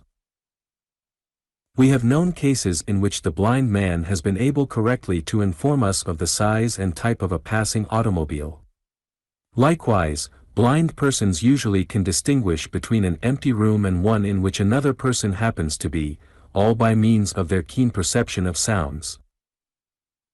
The savage, by placing his ear upon the ground, often is able to perceive the approach of men or wild animals, frequently displaying an almost incredible degree of perceptive power in this direction. The director of a large orchestra usually can detect even the slightest failure or mistake in time or tune on the part of one of the many instruments under his direction, and to point unerringly to the guilty performer. Skilled musicians will perceive and shudder at slight inharmonies or similar imperfections occurring during the rendition of some complicated and technical number by a large orchestra, while others are totally unaware of any such occurrence. There are persons who truthfully may be said never to forget a voice once heard, even though years have elapsed. We have known persons who could pick out the sound of a particular footstep from among many others echoing along the corridor of a large building. It is said that a mother sheep can distinguish the bleat of her own lamb from that of scores of other lambs in the flock. Young animals usually can unerringly recognize the sound of the voice of the mother. It is a poor chick which cannot recognize the cluck of its own hen. Human mothers frequently can distinguish the wail of their own particular infants from those of others in the same building. We witnessed a test of this several years ago, in which the blindfolded mothers almost without exception, moved directly toward the right crying infant. Telegraphers know the difference between the sounds of the respective messages sent by different operators. They can usually name the particular operator, provided that they have had time to become acquainted with his manner of sending.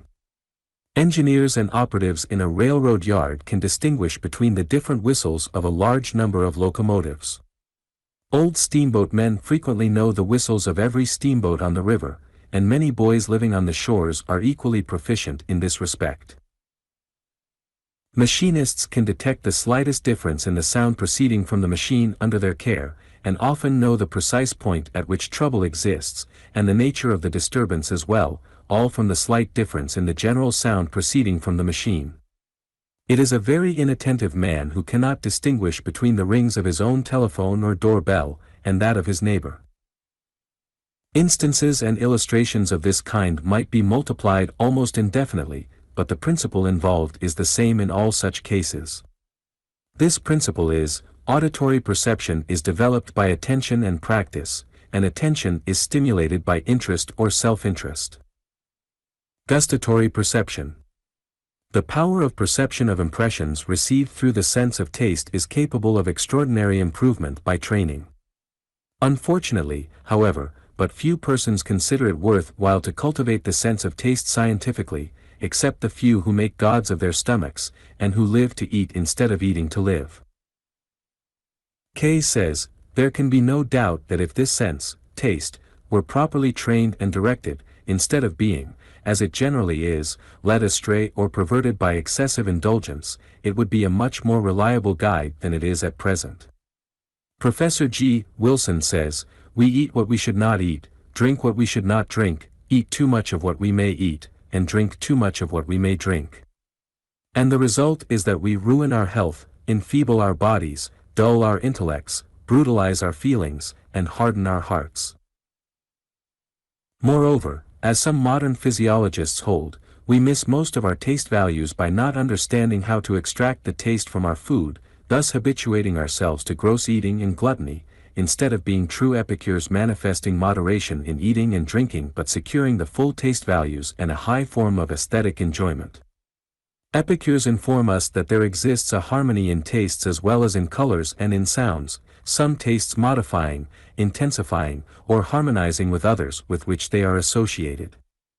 Dr. Muller says, in the art of cooking, attention has at times been paid to the consonance or harmony of flavors in their combination or order of succession, just as in painting and music the fundamental principles of harmony have been employed empirically, while the theoretical laws were unknown. Examples of highly developed gustatory perception are had in the case of the tea tasters and the wine tasters of commerce. The tea taster is employed to pass upon the flavor, quality, and value of submitted samples of tea.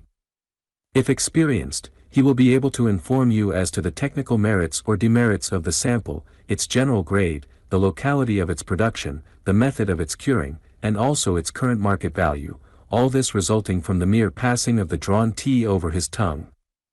The wine taster performs a similar service, in much the same way.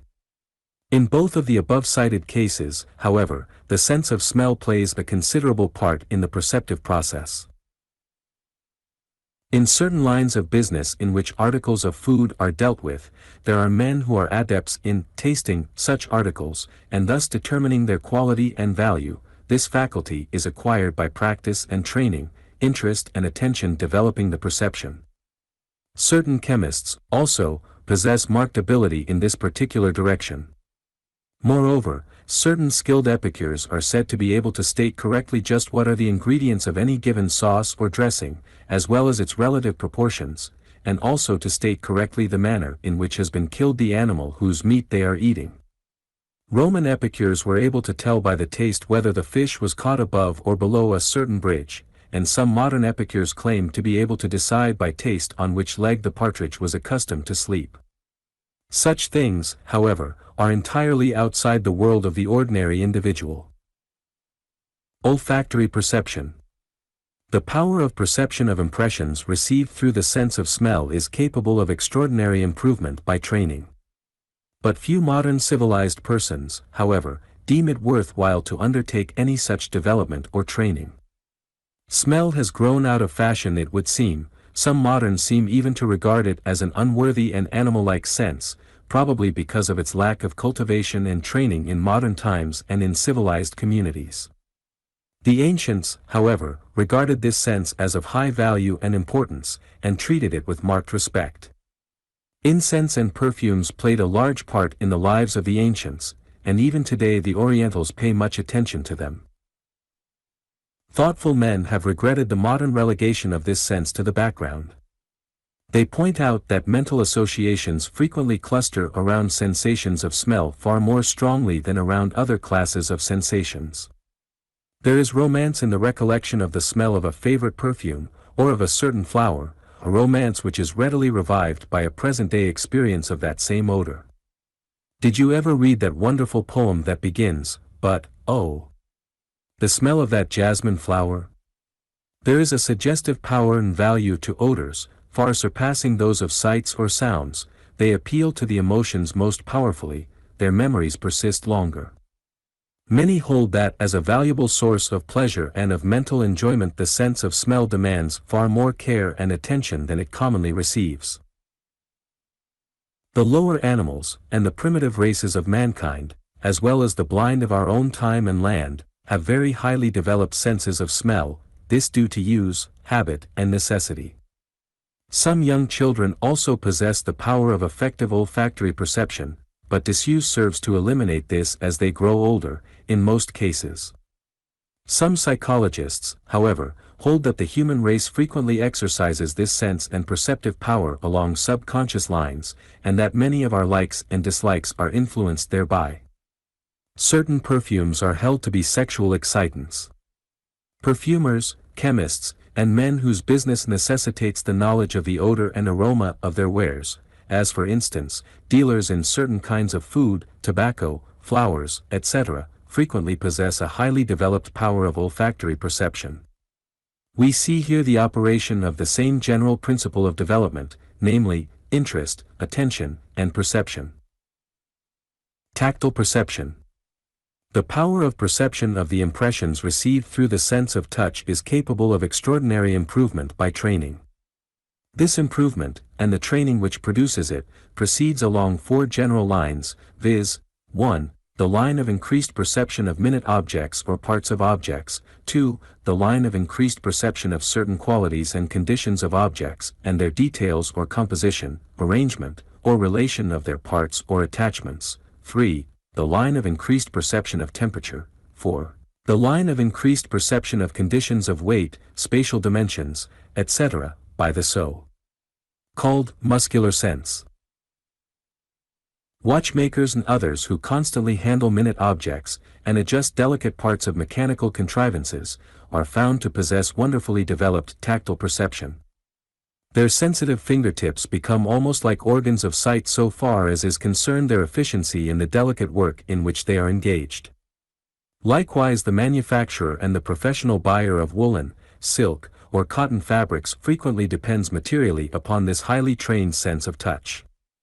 Wool sorters instantly grade the wool passing through their hands, and wool buyers depend upon the same sense in deciding the value of the materials under examination.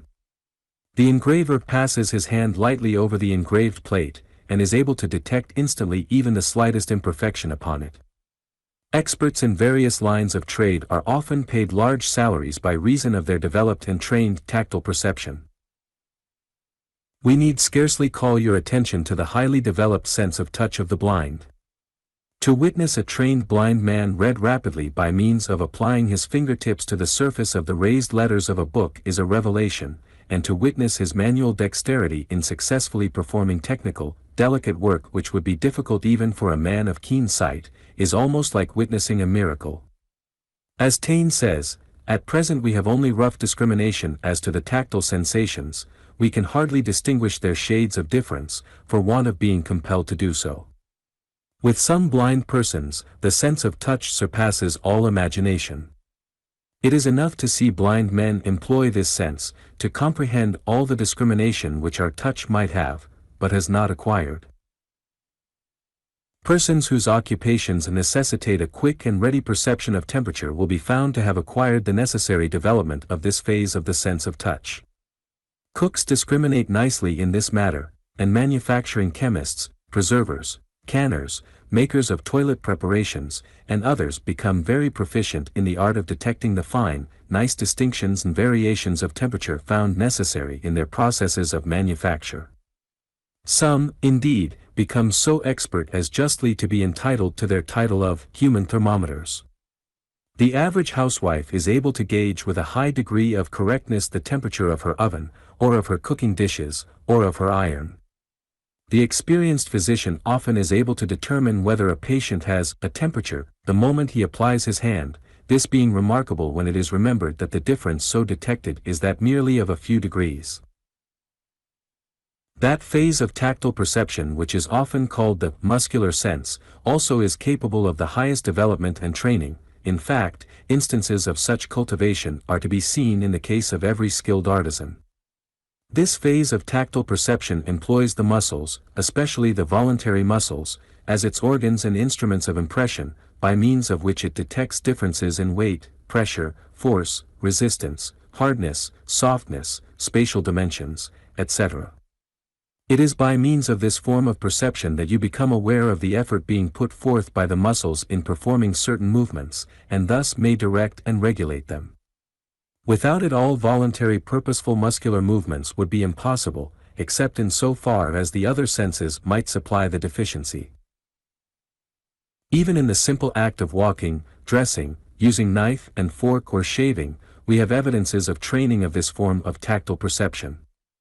In drawing, painting, engraving, and other forms of manual exertion we display a still greater degree of training. When you detect differences of weight or of size by means of the hands, you manifest the same kind of training.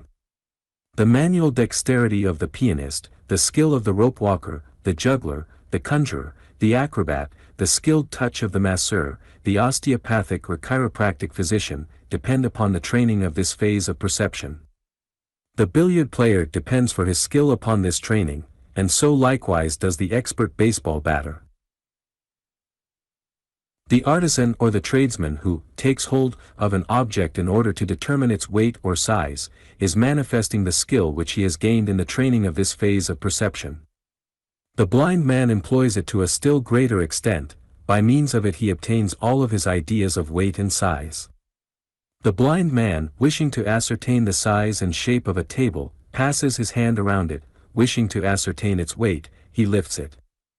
Many of us instinctively take hold of an object when we wish to obtain an idea of its weight, and most of us find it much easier to estimate the size, length, breadth, height, or depth of an object by placing our hands upon it, instead of depending solely upon visual perception.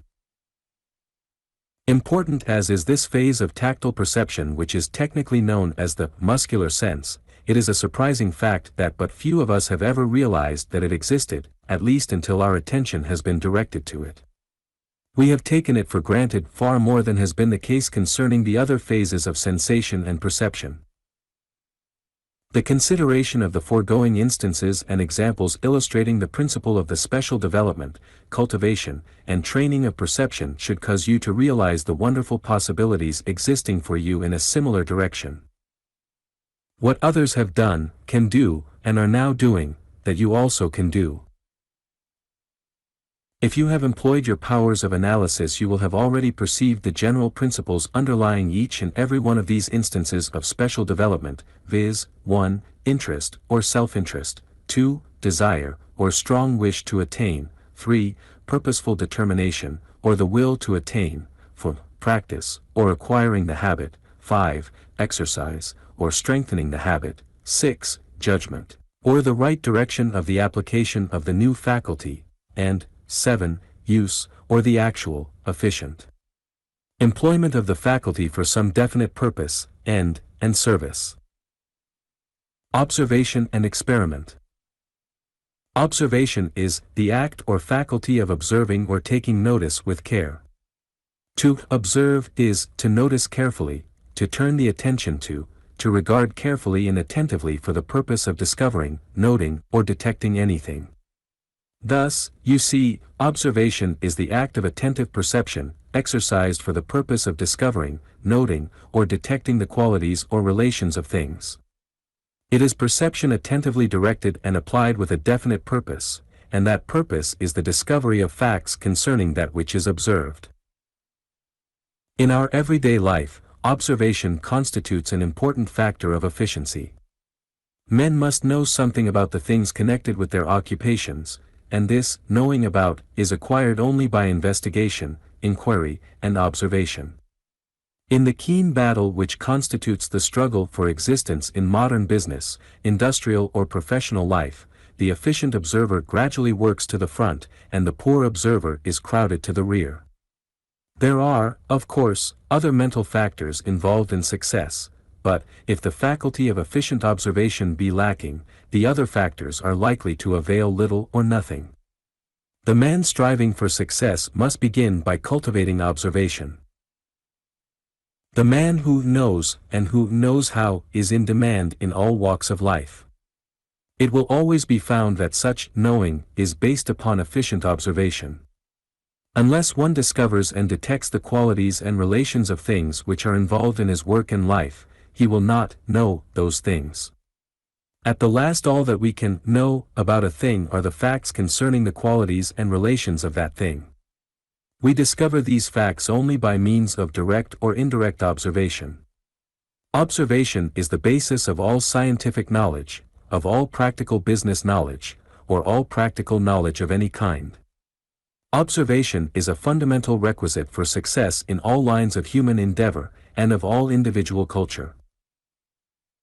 One may obtain much important theoretical information from textbooks, but such information is actually valuable only when it is added to, or corroborated by individual observation. The real use of textbooks is that of pointing out to one the direction in which he should apply his powers of observation. The ideal plan is to establish a harmonious combination between books and personal observation, but too many omit the latter element of the combination, and thus they become bookish, theoretical instead of practical, and are sooner or later pushed aside in the battle of life by the individuals who have supplemented their book knowledge with that gained at first hand by observation. In this connection, moreover, it must not be forgotten that books, in so far as they are practical and useful, are themselves the result of the observation of their authors, or of the authorities accepted by the latter. The entire structure of our scientific and technical knowledge has been evolved slowly from the discoveries made by observation. Qualities and relations of individual objects are first observed, then comparison results in classifications of those objects, according to their degrees of likeness and unlikeness, then general classes and general principles are formulated, and hypotheses are advanced, then experimental observation demonstrates clearly the truth or fallacy of those hypotheses, and, finally, general laws are established. But the entire structure of knowledge rests upon the solid basis of observation. Unless every part of it stands the test of observation, the strength of the whole edifice is doubtful, and its security is questionable. Observation is concerned with facts. Facts are discovered only by observation. Facts constitute the materials for practical knowledge. The practical individual is he who bases his knowledge upon actual observation and upon logical induction and deduction from premises thus supplied. Not only is the know of the practical man derived from observation, but his know-how also comes from the same source. Books are employed by such a man not as fetishes to be bowed down to and worshipped, but rather as valuable servants and assistants to him in his work of observation. To the practical man the ordinary books do not constitute the text of his book of knowledge, they are to him merely the footnotes of that great volume. Eminent educators are sounding a warning note concerning the tendency to supplant observation by mere books. They insist that unless this tendency be counteracted, observation will become a lost art, and practical knowledge merely tradition. They point out that whatever one learns by direct observation is far better learned than what one learns, or thinks that he learns, from books or the reports of others.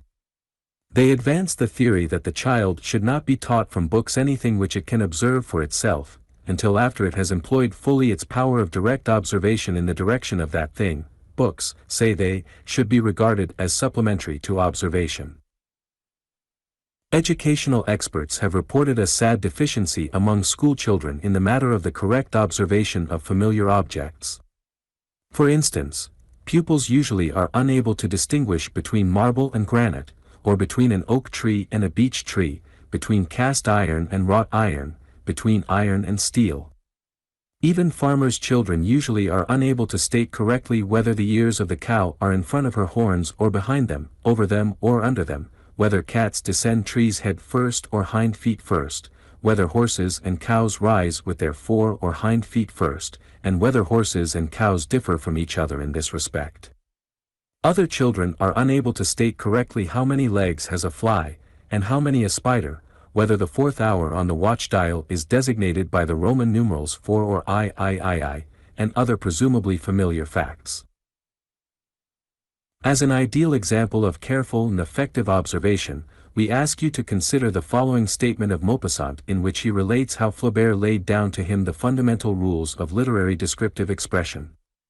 Maupassant says that Flaubert told him, "Talent is nothing but long patience. Go to work.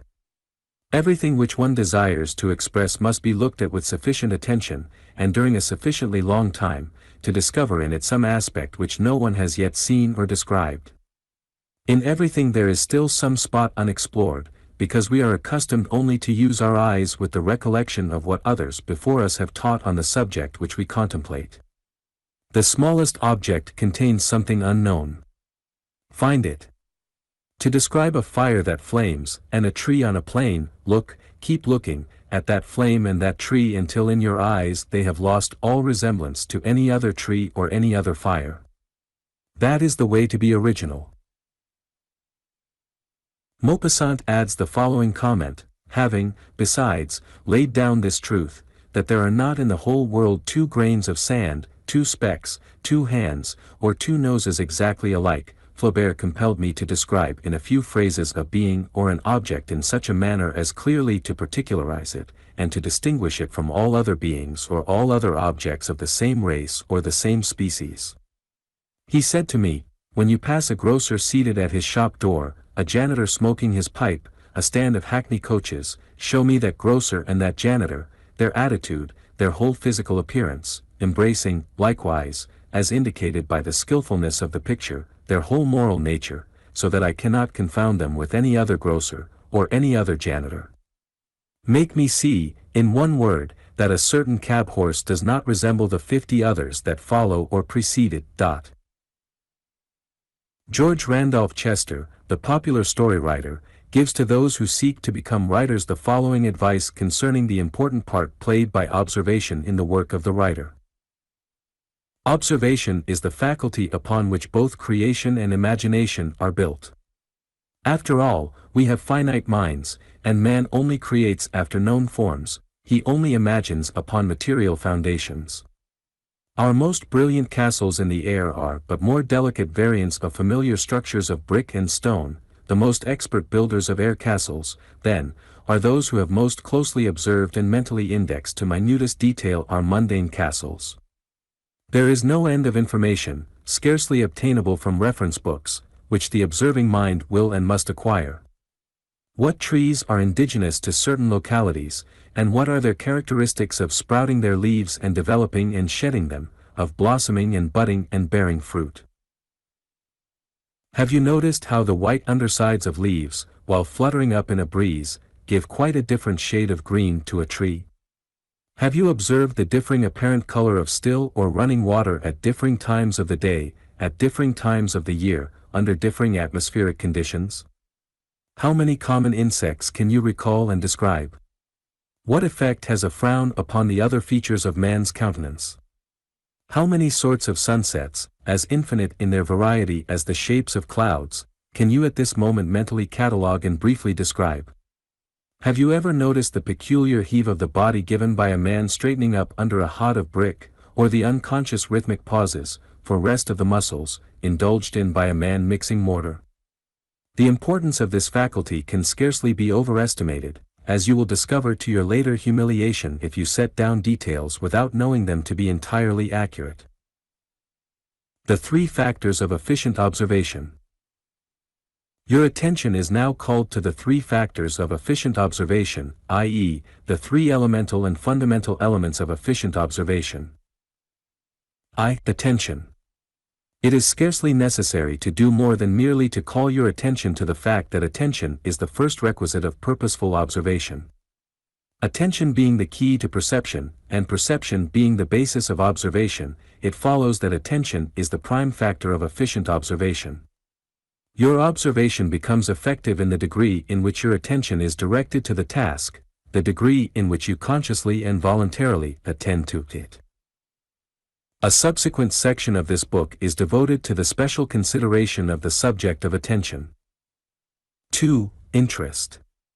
Attention proceeds along the lines of interest. The greater interest an object or a subject possesses for you, the greater degree of attention do you direct toward it.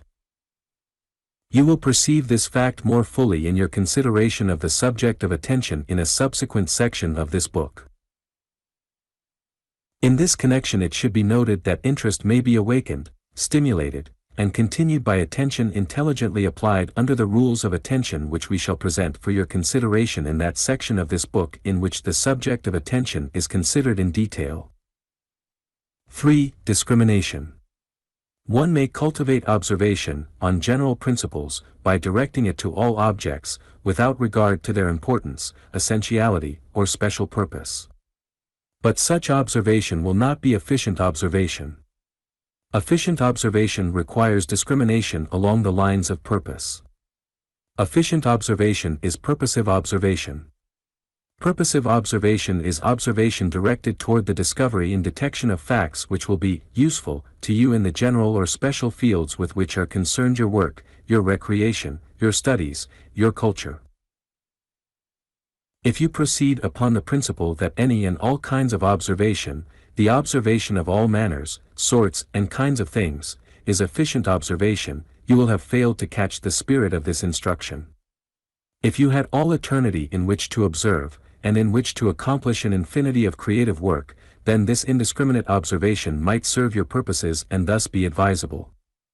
But, inasmuch as you have only a limited time in which to observe, and a limited number of tasks possible of attainment by you in this life, then it behooves you to exercise an intelligent discrimination concerning the general or special classes of objects or subjects toward which you are to exercise efficient observation. To observe on general principles is as impracticable and inefficient as to think on general principles. In either case you will get nowhere, as the current idiom so forcibly expresses it. In such cases you will be so occupied in observing or thinking about the non-essentials that you will have no time left in which to observe or think about the essential, necessary, efficient things in your particular field of activity. You will be like the squirrel in his wheel, continually traveling but never arriving anywhere. You will simply be wasting your time and energy. Your efficient observation, then, must have a definite purpose, and must proceed in a definite direction. It must be concerned with the lines of activity which represents your chief purposes in life, and it must be kept within at least the general limits of such purposes. This purposive observation may proceed along two general lines, viz. 1. Simple observation, i.e., the observation of the qualities of the objects brought into attention by reason of their presence in or association with your general or special lines of work or study, to the end that you discover and detect so far as is possible their general character and nature, i.e., the whatness of them. 2. Experimental observation, i.e., the observation of the aforesaid classes of things along the lines of trial, experiment, or test directed to the discovery and detection of their workability in certain directions, the way in which they will work or work out under certain applied conditions. In the latter form of observation the assistance of constructive imagination is required. In simple observation you merely discover or detect certain qualities or circumstances concerned with the object under observation. In experimental observation you proceed to change or vary the circumstance, that you may perceive the working out of those qualities under different relations. In simple observation you simply watch natural phenomena. In experimental observation you set nature to work in order to make further discoveries or to detect the results arising from new conditions. Thus, man for centuries observed the phenomena concerned with thunderstorms, and learned some very important facts concerning them. Later, Franklin, by means of his kite and key, applied the method of experimental observation to the same phenomena, and discovered the identity of their causing power with the better-known forms of electricity. Simple observation is employed in the initial stages of science, art and handiwork. Experimental observation marks their more advanced stages, when the knowledge gained by the simpler phase has greatly progressed and has been subjected to the tests of experiment and trial in many cases and under varying circumstances. In simple observation you observe what exists and what happens without your active interference. In experimental observation you interfere with things, and then watch the result. Experimental observation, therefore, is simple observation plus your deliberate interference with, and regulation of, the active processes of the observed object. Thus, you observe certain actions of a young dog, and make certain discoveries concerning them, then you proceed by experiment to test the dog's actions under changed conditions and relations with other things, and from the results thus obtained you make additional discoveries which give you a fuller understanding of the actions originally observed. Experimental observation is a short-cut in observation. If you had all eternity in which to observe, and could perceive every natural happening anywhere in the universe, then you would not require experimental observation. In such case nature would sooner or later present to your simple observation the entire materials for a complete knowledge concerning all of her processes. But inasmuch as your time and powers of perception are limited, you proceed to take the short cut of experiment, and thus anticipate many of nature's future and distant revelations and bring to the present time and place the actual events and happenings. Thus, man has discovered by scientific experiment and reasoning many things which would have required innumerable years for him to have discovered by simple observation. The animal and the primitive man employ simple observation alone. Reasoning man has enormously increased his effective power by applying it under the forms and methods of test, trial, and scientific experiment. The following general rules of observation apply more particularly to simple observation along the general lines of perception. Rules of observation. I. Concentration. Employ concentrated attention when you are deliberately observing an object. The clearness of your perception and the strength of its impressions upon your memory depend materially upon the degree of concentration which you apply in the observation. See final section of this book for special instruction concerning concentration. 2. Interest. Throw as much interest as possible into every act of deliberate observation. Interest brings forth the full power of attention, and attention is the working power by means of which effective observation is accomplished.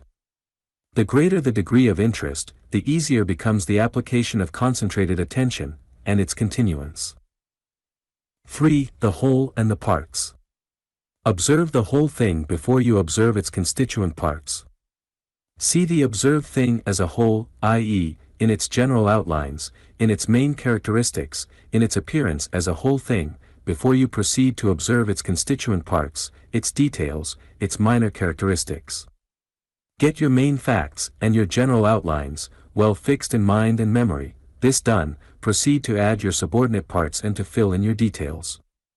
Study first the tree as that whole thing called a tree, until you understand clearly its main characteristics and general outlines, then proceed to a study of its roots, its trunk, its limb, its branches, its leaves, its blossoms and its fruit, then proceed to the study of its soil, its normal environment, etc.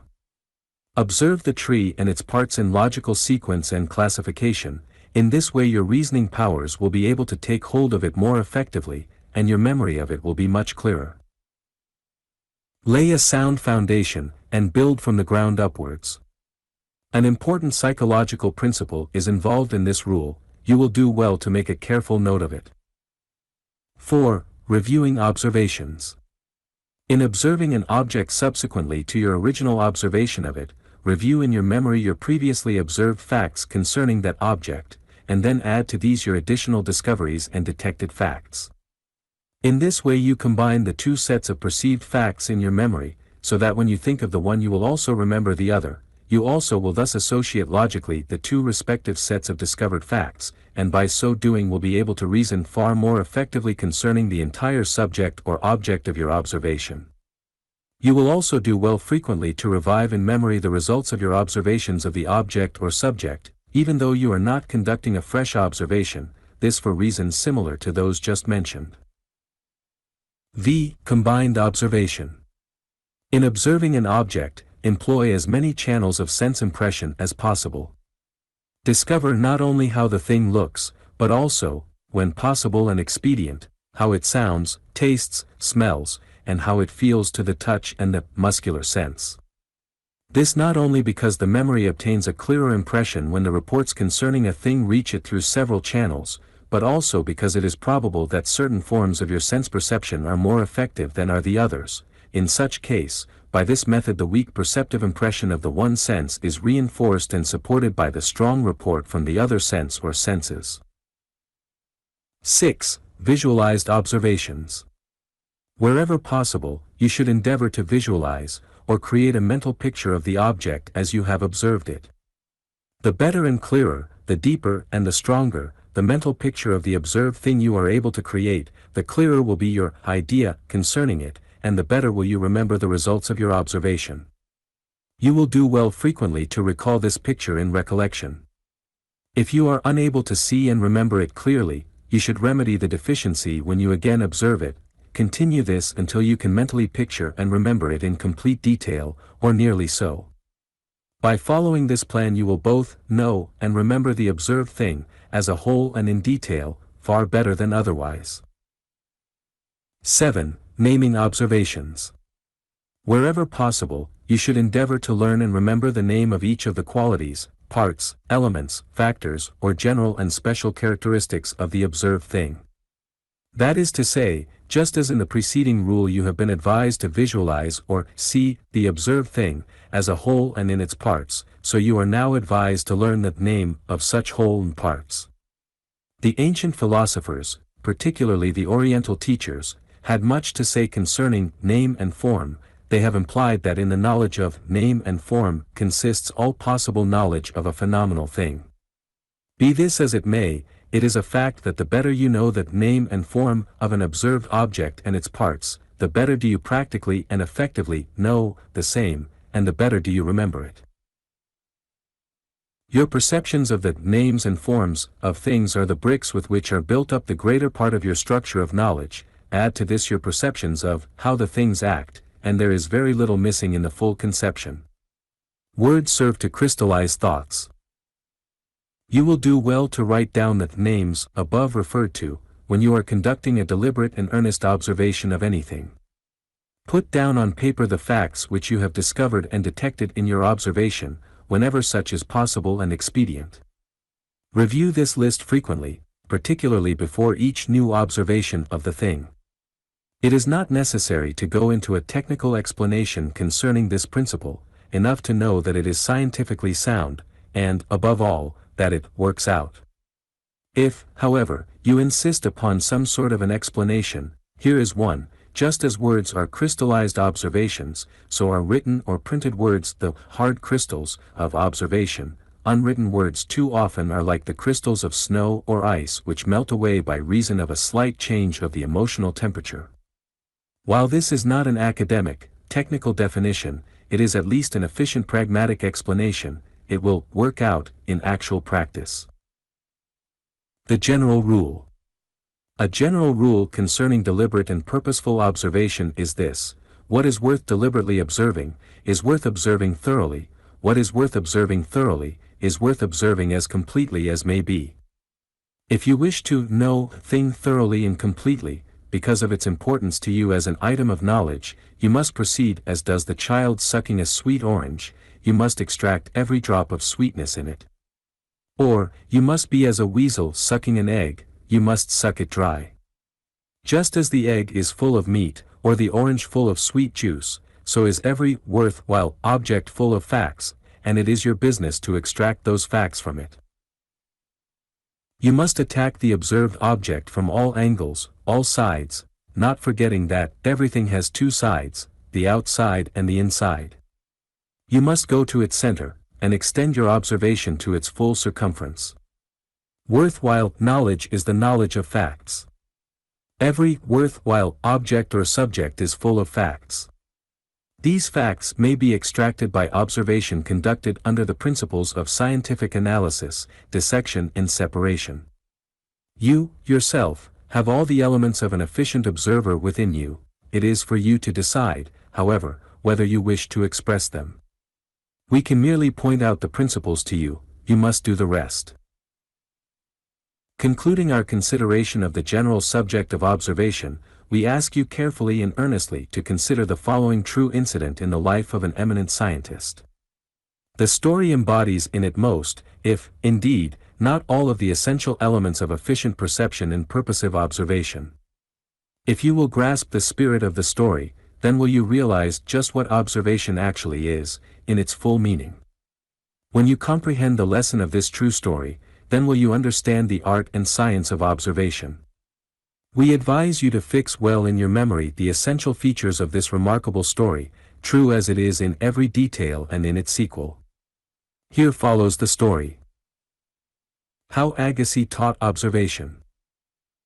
Louis Agassiz was one of the world's greatest naturalists. Moreover, he was renowned as a teacher of his special branch of science.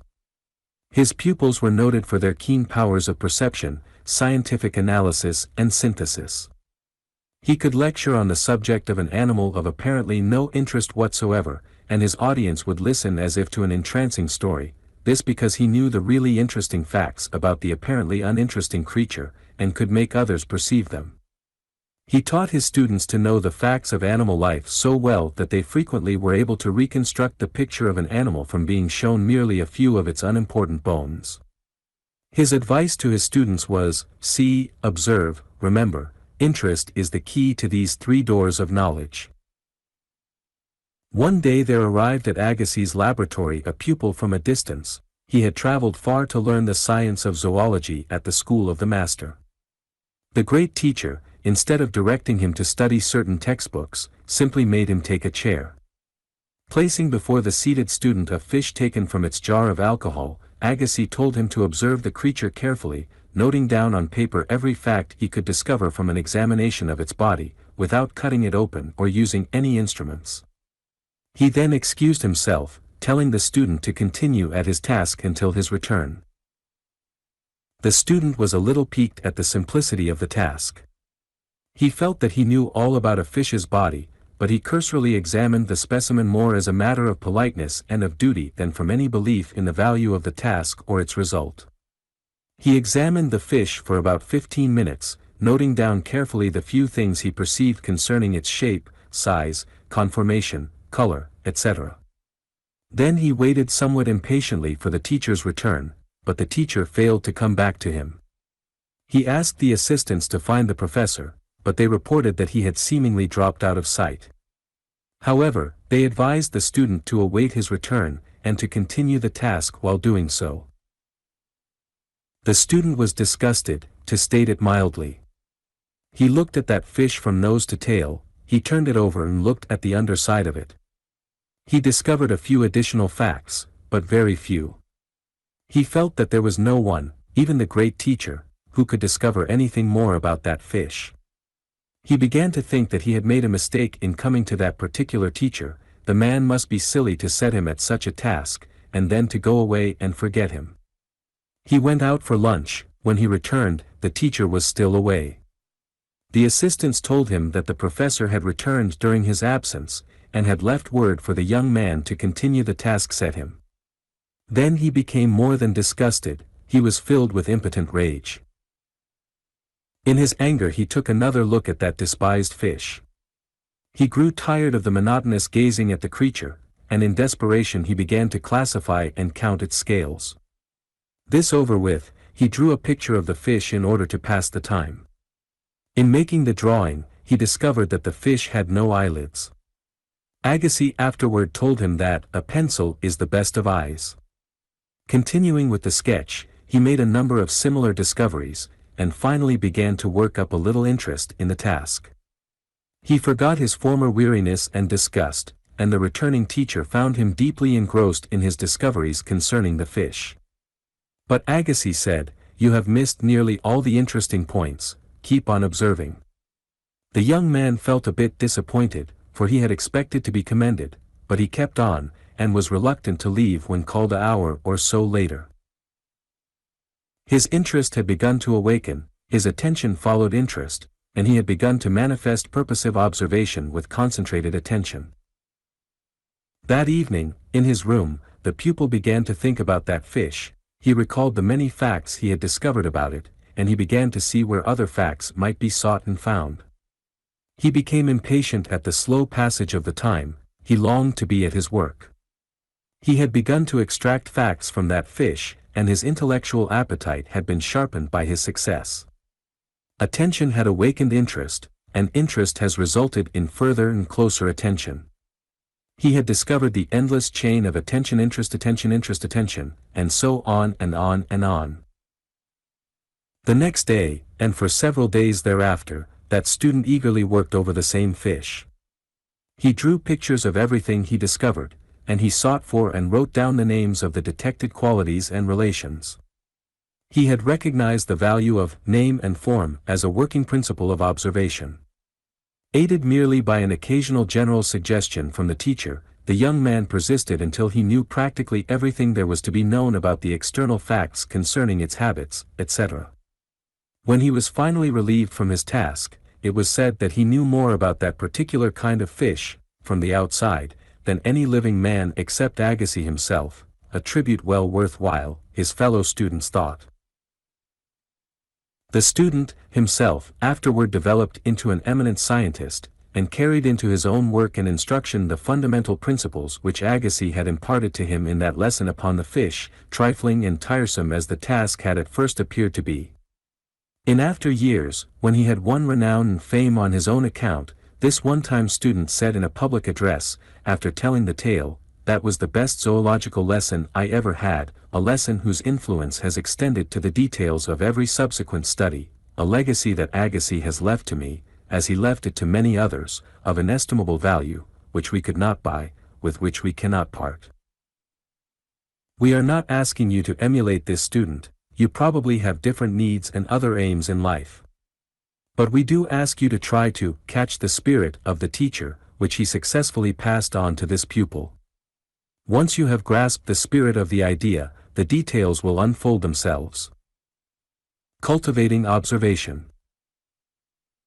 In addition to the general rules concerning observation which we have presented for your consideration, and in addition to that illuminating story of the pupil of Agassiz, we wish to direct your attention to several special exercises designed for the cultivation of the several particular forms of observation concerned with the 5 respective phases of sense perception.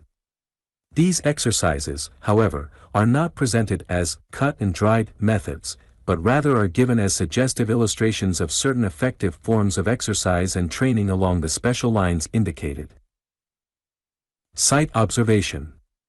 Exercises for the cultivation and training of perception and observation through the channels of the sense of sight fall into 2 general classes, viz. 1. Exercises for training sight observation along the lines of rapid perception, and 2. Exercises for training sight observation along the lines of full and comprehensive perception. It will be well for you to train your powers of sight observation along both of these lines, the ideal, of course, being that of comprehensive perception performed as rapidly as is consistent with efficiency. In exercises and methods along the lines of rapid visual perception, the main purpose is to develop the power of seeing clearly as many things or details as possible in one rapid though comprehensive glance. It is astonishing how greatly this power may be increased by deliberate exercise and practice. We have pointed out to you that young thieves are trained in this way by the master criminals. They are trained gradually, proceeding from simple tasks to more complex ones, the teachers proceeding according to strict scientific principles which they have learned by experience. While deploring the evil uses to which such principles have been prostituted in such cases, we must admit their efficiency. The plan is as follows: a few small articles are shown to the student, and he is allowed to give to them but a single swift glance, endeavoring to note as many points as possible. At first, he is able to observe few objects and still fewer details, but from day to day he increases his capacity, until in a comparatively short time he is able to display almost incredible proficiency. Howden's method of passing rapidly before a shop window, observing as many objects or details as possible in a single glance, also serves as the basis of many exercises along this line. This exercise may be varied by rapidly noting the details of the dress of a passing person. Women usually have already developed marked proficiency in this direction. Interesting games have been invented for the purpose of developing this particular form of perception. One of them is performed as follows: place a number of small objects on a table, under a cloth, remove the cloth for a moment, and let the participants take a single glance at the objects, then replace the cloth. The participants must then each write down what they have observed. At first, they will be found to have observed very little, but after a little practice they will surprise themselves and the observers by their rapidly developing proficiency. In Italy, the little boys play a game called Moro, in which the same general principles are employed. One boy exhibits a closed fist, from which he suddenly extends one or more fingers. The other boy must state instantly the exact number of extended fingers, the penalty for failure being a sharp blow. This sounds as if the task were simple. We suggest that you play the game several times before passing final judgment. In other countries a similar game is played by the children, the principles of which are as follows. The first child places a number of dried peas or beans in his hand, the closed hand is held before the other child, and then suddenly opened. The observing child must name exactly, and without a moment's hesitation, the number of objects in the hand, the penalty being a sharp slap on the cheek. Games of this kind develop marked powers of rapid sight perception on the part of the gamins playing them, which powers are often of benefit or service to them in the later years. Kipling gives an interesting and instructive illustration of a similar game in his story entitled Kim. The boy, Kim, and a native boy, are being trained by a master hand for the Indian Secret Service. Old Legan Sahib, the instructor, places 15 jewels on a tray, and bids the two boys to take a rapid but careful glance at them, the tray then being withdrawn. Kim, a novice, reports that he has seen on the tray 5 blue stones, 1 big, 1 smaller, and 3 quite small. He says that there were 4 green stones, and 1 with a hole in it, also 1 yellow stone that he could see through, and 1 stone like a pipe stem, also 2 red stones, and 1 ivory object, little and brownish. This is as far as Kim can go. The native child, who has received some previous training along the same lines, reports that on the tray he has perceived, first, 2 flawed sapphires, 1 of 2 rudas and 1 of 4, as he should judge. The 4 rutti sapphire is chipped at the edge. He saw also 1 Turkestan turquoise, plain with green veins, also 2 other stones inscribed, one with the name of God, in gilt, the other, which had come from an old ring, being cracked across so that the inscription could not be read. He saw also 5 blue stones, for flamed emeralds, 1 drilled in 2 places, and 1 a little carven, their weights being 3, 5, and 4 rudas, respectively, so far as he could judge.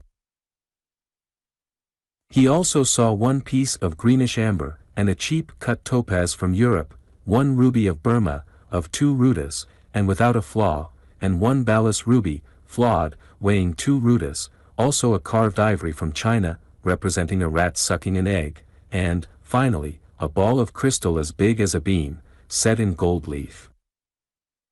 Old Legan Sahib, comforting the chagrined Kim, tells him that the secret consists in doing it many times over, till it is done perfectly, for it is worth doing. In this game there is material for an almost unlimited variety, and consequently of an almost unlimited interest, the latter being an important element of such game exercises. Another game exercise along the same general lines is that in which the participants are seated before a screen or curtain. The person behind the curtain, or screen, tosses up an object which, of course, is seen only for a moment by those in front. The latter write down a statement of what they have seen, the one having the best total average winning the game. In case of skilled players, several objects may be tossed up at one time. Another game is that in which the observer is asked to name correctly the total number of spots on a domino displayed for a moment, then of 2 dominoes, and then of a greater number as the skill of the players increases. Similarly, the observer may be asked to name correctly the color, suit and number of spots on a playing card shown him for a moment, the number of cards then being added to. Likewise, the observer may be asked to name as many words as possible of a printed page presented to his view for a moment. The principle in all such formal methods of exercise or game exercises in rapid sight observation is the same, viz., that of observing rapidly and comprehensively an object or number of objects presented to the view for a brief period of inspection. Skill is attained only by practice and experiment. A surprising degree of skill and efficiency in this direction results from even a moderate amount of practice and exercise. As we have said, the element of interest should be introduced into the exercises so far as is possible, for it is the keystone of the arch of observation. Exercises and methods designed for the cultivation and training of the power of comprehensive sight observation proceed along the same general lines indicated in the preceding pages, i.e., along the lines of practice and exercise of the perceptive faculty involved, proceeding from the simple to the complex, from the easy to the more difficult feats. In this class of exercises, however, the element of time, of rapidity of perception, is not the dominant one, the element of comprehensiveness, completeness, and inclusiveness is the important one. The idea here is not how rapidly, but how thoroughly one perceives and observes. The following typical exercises will illustrate the general principle involved in all methods of this class. Go into a room in which there are no other persons present, taking your time for the observation. Note the details of the room and its furnishings, writing down on paper that which you observe. Take note of the approximate size of the room, its shape, the location of the windows and doors, the alcoves, if any, then note the details of the papering, the color of the wood of the doors, window frame, and panel, note the furniture and pictures, the carpets or rugs, and similar items of furnishings or decoration. In short, note anything and everything concerning the room and its contents. A day or so later, repeat the process. You will find that many little things have been omitted from your first list. Remember the experience of Agassiz's pupil, yours will be similar. Or, following the same general plan, carefully observe some small object, again bearing in mind the pupil of Agassiz in his method. Some time after, repeat the process and discover how many points you missed the first time.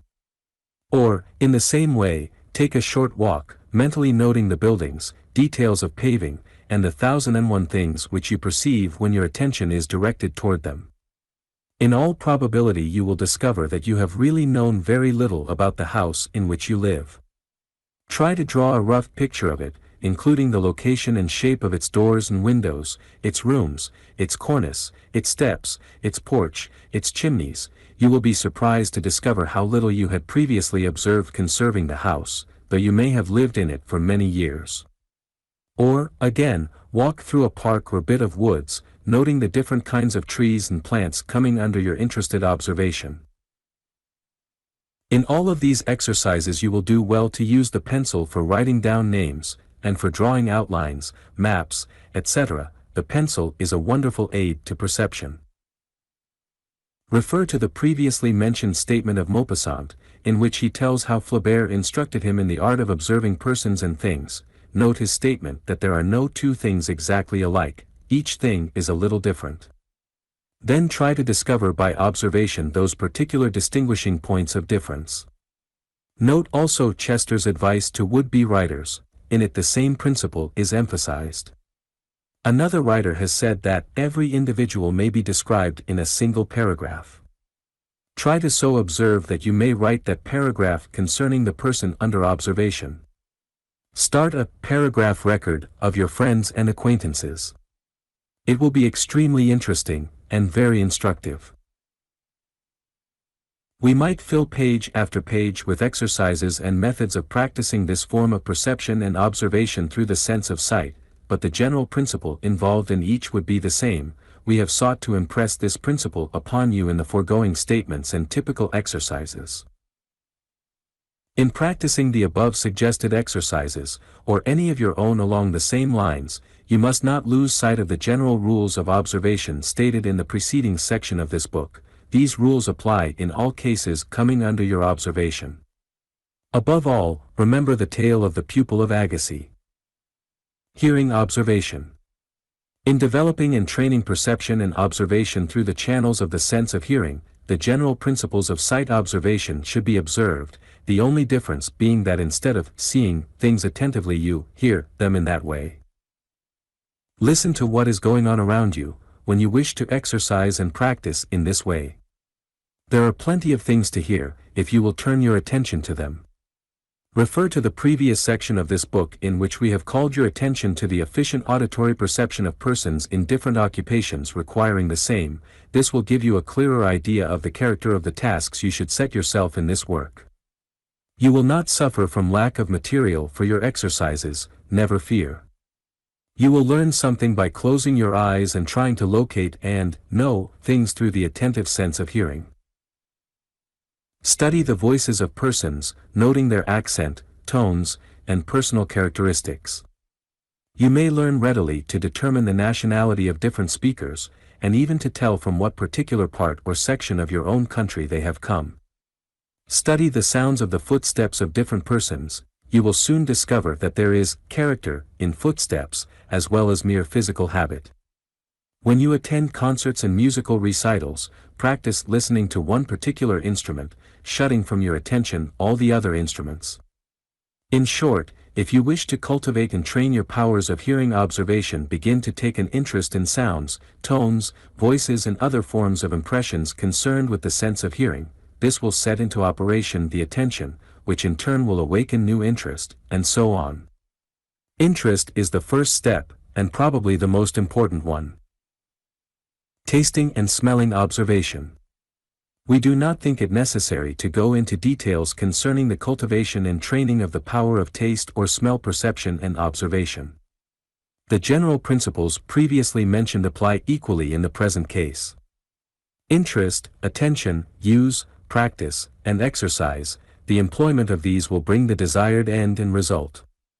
An interesting experiment in taste perception is that in which, while a bottle of perfume is held under his nose, a blindfolded person is asked to distinguish between the taste of several familiar foods placed in his mouth. The distraction of his sense of smell from the food will be found to affect materially the clearness of his taste perception. Testing the sense of smell when the person is blindfolded will also show how poorly that sense is developed in most persons, and at the same time will furnish an excellent method of developing and training that particular sense perception. Blindfold an habitual smoker who is a good judge of tobacco, and also place cotton batting in his nostrils, then let him try to report the quality of the tobacco he is smoking, by taste alone. The result in most cases is surprising. Touch perception and observation should proceed along all of the several lines mentioned in our previous consideration of the sense of touch. You should learn effectively to distinguish between the different perceptions in the following classes, viz. 1. The perception of minute objects or parts of objects, 2. The perception of the details of composition, arrangement, or relations of the parts of objects, including the qualities of hardness, softness, roughness, smoothness, etc., and 3. The perception of differences in temperature. In this connection, practice and exercise directed toward the cultivation and training of the muscular sense is important and interesting. Such exercises and training may proceed along the lines of developing the perception of weight, size, pressure, resistance, form, shape, etc., and as well in the development of skill in using tools, instruments and similar appliances. Manual training in all of its forms is valuable training, not only in itself and for its immediate results, but also by reason of the fact that it tends to develop and train certain very important brain areas, and thus to render one more generally efficient along many lines of mental work and activity. Expectant attention. Your consideration of the subject of the training and cultivation of efficient perception and observation will be incomplete if you fail to note the part expectant attention plays in the process of perception. Let us illustrate expectant attention as follows. You have read the preceding page. Did you notice whether the letter M occurred frequently or seldom in its lines? Did that letter appear there at all? You cannot answer these questions without referring to the page itself, You were not looking for M's, and so cannot with certainty say anything concerning the appearance of that letter on that particular page. Now then, glance over the page, with the letter M in mind, and note how this letter literally stands out in each line. Why? Because you are looking for it. This time, your expectant attention has been directed toward it. The above illustrates the principle of expectant attention, i.e., that we see that for which we look, and which is in our mind.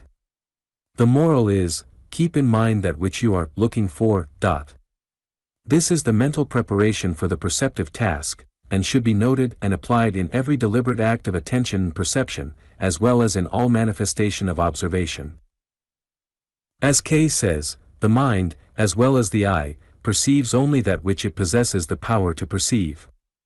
You daily fail to perceive many things simply because you have not prepared your mind to look for them, and to recognize them when they are found. In such cases, you are really absent-minded so far as those unperceived things are concerned. You will do well to fix this fact in your memory and understanding. It is an important one. The Science of Apperception. In our foregoing consideration of the subject of perception, we have confined ourselves to that general phase of the subject which is concerned chiefly with the perception of the qualities, properties and attributes of the objects under consideration. That phase of the subject comprises practically all that is usually included in the category of perception. But of late years psychologists have been inclined to include also in that category a form of apprehension and cognition which is concerned with the discovery of the relations and associations of the observed things. Although some would hold that such mental processes more properly belong to the category of reflection than to that of perception, the tide of psychological opinion seems to be running in the direction of the latter-day classification just mentioned. This additional phase of perception is known as apperception. Apperception is defined as perception called forth by the relations existing between the external object and other objects already known. Another definition is perception arising from the likeness or association of the observed object with other objects previously perceived and known. A third definition is apperception is the discernment of the relations and associations between a newly perceived thing and one previously perceived. It is the blending of perception and association. Perhaps the following illustrative story will convey the idea better than do the formal definitions. A boy, concealed in a tree, watches the passers-by. One passer-by, noticing the tree, remarks to a friend, "What a fine stick of timber." The boy says to himself, "Good morning, Mr. Lumberman." The next passer-by says, "Mighty good bark on that tree." The boy mutters, "Good morning, Mr. Tanner." The third man says, "I'll bet there's a squirrel's nest in that tree." The boy whispers, "Good morning, Mr. Hunter." In the above story, each passerby perceives the same general external aspect of the tree, but in addition, each apperceives those certain related or associated elements possessed by the tree which particularly concerns him because of his interest or interests. Each apperceives the tree according to the relations and association arising from his own most interesting experiences. And finally, the boy is seen to have apperceived the tree in its qualities as a hiding place, according to his own previous experience and their related associations. In the broad sense, for that matter, all the higher acts of perception are really also acts of apperception. This because each higher perceptive act or process involves memory, association, thought and imagination, as well as simple perception. Apperception blends into reasoning and logical thought so closely that it is often difficult to distinguish between the two respective processes. Moreover, your perceptions are nearly always more or less colored by your apperceptions. You see things in their relations to and associations with your previous experience, rather than as they really are apart from the latter. You build associative links to things, and thereafter find it difficult to detach the latter from their relations and associated things. Apperception often tends to cause you to entertain preconceived ideas and prejudices for or against things under observation. This too frequently interferes with true efficient perception on your part. Apperception is an excellent servant, but a very tyrannical master, often a very unjust one. An understanding of apperception will explain many things which have heretofore perplexed you. It will give you the solution of that perplexing question as to why different persons readily find entirely opposite qualities and properties existing in the same thing. Their respective reports frequently differ so greatly as to be most difficult to reconcile them intelligently. Apperception, untrained and unrestrained, causes persons to find just what they expect to find. A man harboring certain preconceived notions concerning a particular subject or object will most likely apperceive in it just those qualities or attributes which agree with his particular notions, while another man with opposite notions will apperceive facts quite opposite to those apperceived by the first man. Each finds that for which he looks, and which he expects to find, and each ignores or fails to apperceive the opposite set of facts or conditions. Interest, self-interest, preconceived notions, prejudices, previous associations, previous experiences, these tend to color your apperception, and to cause you to see through their colored glasses instead of through the clear colorless glasses of truth and reason. You will find yourself inclined to see things, not as they really are, but according to their degree of agreement or disagreement with your previous associations and experience, or with your prejudices and preconceived ideas. Other facts connected with them will almost seem not to exist for you, unless you are careful. A fact related to your previous experience will tend to outweigh a half-dozen equally valuable facts with which you have had no previous experience. This will doubtless be all right if you wish to become a bitter partisan, or an enthusiastic advocate of some particular cause or interest, but it will not be right for you if you wish to become an honest, consistent, logical thinker. If you seek truth for the sake of its truth, then you must always be on the lookout for this phase of apperception, for it is always at your elbow playing the part of the tempter and deceiver.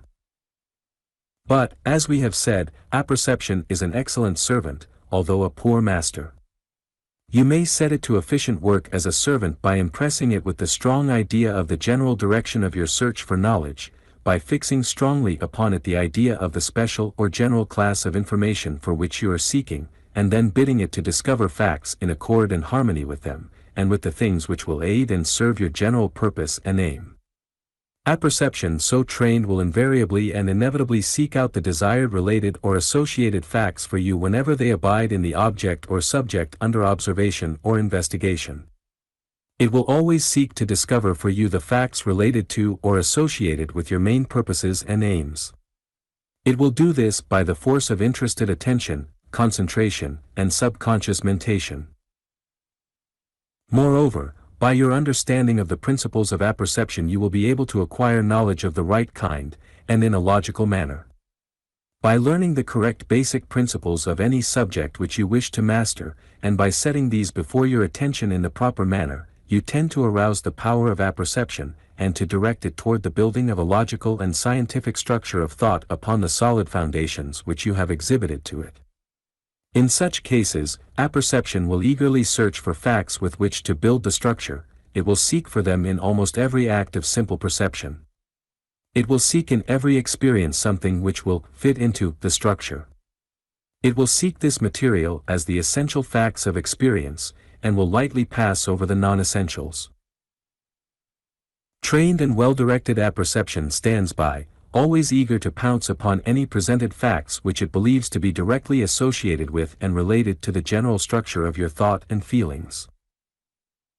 If you wish for an actual illustration of this action on the part of the faculty of apperception, this power which seeks to aid and assist you in your pursuit of knowledge and information, you will find many such within your own everyday experience. A little exercise of the memory will show you that whenever you have begun to become specially interested in an object or subject there has begun to be manifested a peculiar awakening of something within you, which displayed great eagerness to discover and uncover facts, details, relations and associations concerning the subject or object of your interest. You will find that your attention frequently was suddenly directed to and caught by some item in a newspaper or magazine, or some portion of a book, which had a direct or indirect relation to or association with that subject or object. In fact, you will find it was difficult for you to pick up any newspaper, magazine or book without finding such related or associated information, even though you might have read its pages several times before, without discovering any such thing in it. You will find that your world of experience then extended its boundaries rapidly in the locality of that special object or subject of your interest. A new world of facts was discovered by you, and a new body of relations and associations was uncovered for you. That something within you is an excellent servant, an untiring worker in your interest. It will work even while you are asleep, for it proceeds along subconscious, as well as conscious, lines of activity. This power of apperception, once set to work by you in a definite direction, and with a well-defined purpose, will call to its aid the powers of memory and constructive imagination as well as those of perception and observation. It will be well for you to come to an understanding with your faculty of apperception, and to issue your commands to it. But you should always retain the mastery of it, for while it is an excellent servant, it will develop into a tyrannical master if you surrender control to it. It is but a tool and instrument for the use of that master which you, yourself, should always be in your world of experience. The faculty of apperception is essentially concerned with the establishment of relations and associations between a newly perceived fact and other facts previously perceived and already known. Apperception is a relating activity. Apperception has well been described as the combining activity of the mind that brings order and harmony into our mental life by transforming the consciousness of related facts into the consciousness of relations. Perception brings to you the apprehension of particular facts actually related and associated, but apperception is required before you may discern such relationship and association. When it is remembered that thought is concerned largely with the discovery of the relations between different particular things, the importance of apperception begins to be realized. Apperception also may be said to be that phase of thought by which you perceive and discern the relations existing between the different items of knowledge existing in your inner world of experience. Two separate known facts may have places in your world of experience, having been placed there by perception, but you may not be consciously aware of any relation or association existing between them. When your mind wakes up to the fact that the two facts are related in certain ways, and that there is a logical association existing between them, then you have exercised the faculty of apperception. Or again, you may perceive a new fact, but have not as yet become aware that it has any logical or practical relation to other facts previously known to you. In such case, also, apperception supplies the missing connection, and the two facts become welded in your thought. Men had perceived many facts concerning electricity, but apperception was required to relate these facts to lighting, heating, motive power, transmission of messages, etc. Coal had been perceived ages before it was apperceived as related to the subject of heating. Petroleum had been perceived long before it was apperceived in its relation to the subject of lighting, heating, motive power, etc. Certain gases were perceived long before it was apperceived that they bore an important relation to raising a balloon. Wool was perceived long before the primitive man apperceived its relation to warm covering for the human body. The heat generated by friction was perceived long before someone apperceived its relation to fire-producing activity. The progress of the human race has resulted largely by reason of man's faculty of apperception, the power of discovering new relations in things. The future progress of the race depends largely upon the further exercise of the faculty of apperception in the direction of additional discoveries of new relations between things already perceived. The progressive man is ever on the lookout for the discernment of new relations concerning the things already perceived by him. All discoveries in science, and all inventions, are the result of this discernment of new relations by the exercise of apperception. A prominent college professor was wont to advise his pupils, be ever on the hunt for relations. The only progress possible is that arising from the discovery of new relations. No matter what is a man's occupation, his success depends largely upon his close study of relations. A faulty knowledge of relations frequently results in failure. Whenever you learn a new thing, apparently unrelated to any other part of your knowledge, make haste to establish relations and associations for it. Your degree of knowledge of anything depends materially upon your knowledge of its relations and associations. In fact, about all that you can ever hope to know concerning anything is, 1. its qualities and characteristics, and 2. its relations and associations. You know a thing only as you know these two classes of facts concerning it. The first class is known to you through perception, the second, through apperception. Apperception is the connecting link between simple perception and simple thought. It partakes of the nature of both of these mental powers, which it likewise connects and binds together in the mental processes. Apperception is manifested in two general ways, the active principle of both being the same.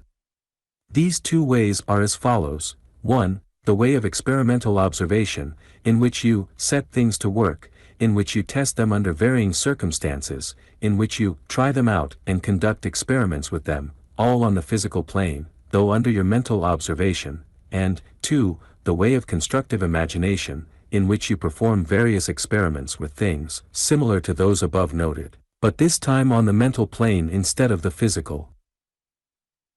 In the first of the above noted ways, you do your work with your hands and in the world of matter. In the second way, you perform the work all in your mind, and with the aid of the mental faculties alone.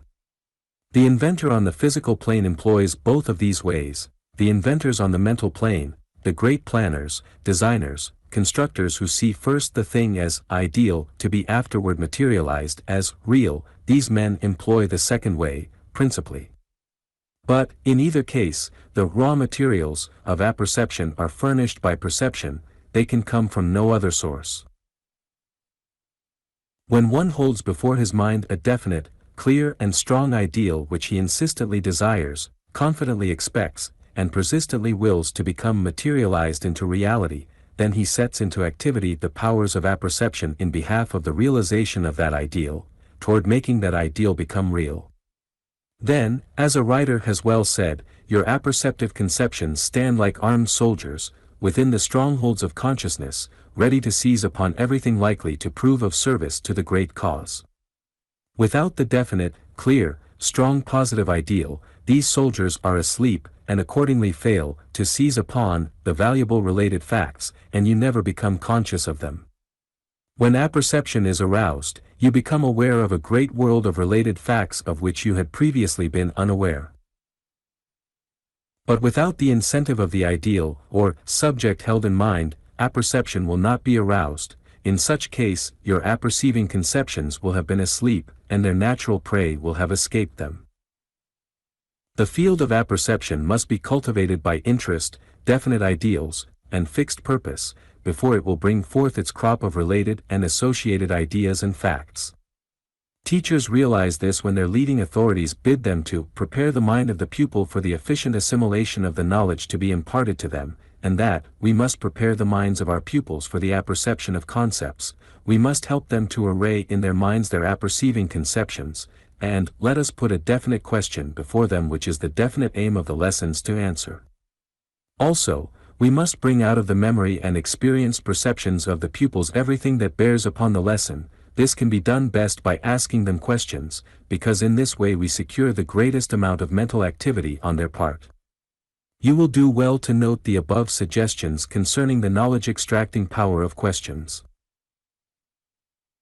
While it is true that the present volume has for its sole field the consideration of perceptive power, the associated subjects of creative power, constructive imagination, subconscious mentation, etc., forming the respective fields of companion volumes, yet we feel that we should at least call to your attention the general principles of the application of apperception in the other mental processes to which we have just referred. The following paragraphs will be devoted to that purpose. The careful consideration of what is stated in them should at least set you on the right road, and point out the way toward further training along those particular lines if you should so elect. Those who have accomplished great results by the employment of apperception along the lines of ideation and constructive imagination, report that they owe their success largely to an observance of certain fundamental rules which may be stated as follows. I can fill the mind with the raw materials furnished by the perception of the important facts in your special field of endeavor and work. In the present book the accepted methods of accomplishing this stage of the process have been pointed out, and practical working plans presented to you. 2. Create a strong, clear, positive, definite ideal of that which you wish to accomplish, accompanied with a positive, definite purpose to attain and accomplish the materialization of that ideal. Set before your mind the definite question which you wish to be answered. Make the demand that your mind shall answer that question by means of bringing out from the great storehouse of memory the related and associated concepts and facts which have been placed there by perception, and by means of causing the constructive imagination to picture these concepts and facts in new orders, combinations, and arrangements, so as to conduct an effective process of mental testing, trying out, and experimentation. 3. By means of your definite ideals, insistent desire, confident expectation, and persistent determination, set into operation the activities of the great planes of subconscious mentation which are at your disposal, and which will readily respond to the demand. By doing this you will start that process of unconscious rumination, which all great inventors and discoverers in any field have experienced. Place before your subconscious faculties the questions which you wish to be answered, the questions concerning the new relations and associations between certain known facts and others not as yet recognized as related to or associated with them.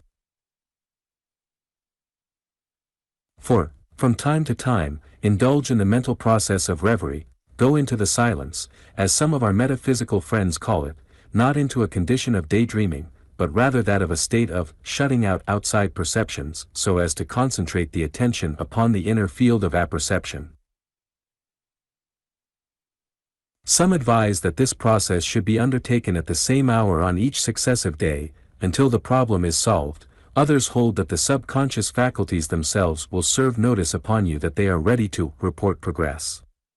In either case, at such times you should roll over in your mind the question before you, discovering just what relations and associations you know concerning the thing in question, and seeking to discover at least the general direction of other relations and associations. Experiment, test, and try out mentally any arrangement, plan, process, or combination which may present itself to you. You will find that from the subconscious realms of your mentality there will at times flash out, or pop out, some entirely new plan or idea involved in the general question. When you have ruminated sufficiently to exhaust the material presented to you in this way, you should bring the sitting to a close, and once more dismiss the entire subject from your conscious field of mentation, with a parting demand upon your subconscious faculties to do some more work on this question. The above successive processes of conscious stock-taking and subconscious rumination should be continued until you feel that you have exhausted the subject for the time being. Then, take a rest, at least so far as is concerned your conscious field of mentation. Your subconscious field will continue at work, as you will discover when you consult it again after your interval of rest. If this process and method should seem somewhat fantastical to you, rest assured that the reports coming from some of the most practical and hard-headed workers along the lines of invention and discovery, in many different fields of human endeavor, show that they have followed some such plan and method, although they may use different terms in which to express it. The essence of the above rules may be expressed as follows. In your world of experience you have stored away thousands of facts and ideas composed of the raw materials of your perception. They are all there, though you may have apparently forgotten many of them. All that is needed is the discovery and discernment of the connecting links of relation and association. These will prove to be the loose ends, by means of which you may unravel the ball of subconscious memory. By employing the above methods of apperceptive subconsciousing, you will bring to the surface of consciousness these missing facts and ideas, and in addition, your constructive imagination will work over into new combinations and arrangements of relation and association the materials sent up from the subconscious storehouse of memory. But, last as first, the materials supplied by perception constitute the entire materials of which your world of experience is constructed. Remember that here, as elsewhere, you can get out of anything only what has been put into it. Therefore, proceed to cultivate efficient apperception by first developing efficient perception. The working materials of apperception are but the combined elements deposited in the subconscious by the processes of perception. Apperception can uncover only that which has previously been registered in the mind by perception. Apperception works up the raw materials of perception into more complex forms of percepts or concepts. The power of attention. We wish now to direct your attention to that wonderful power of the mind which is known as attention, and to indicate to you certain fundamental laws of its activity. Attention is defined as the mental act, process, or faculty of application to any object of sense, representation, or thought, or the act of concentrating the mind on any object of sense, or on any mental conception. A more technical definition is consciousness concentrated in order intellectually to conquer a particular object or subject.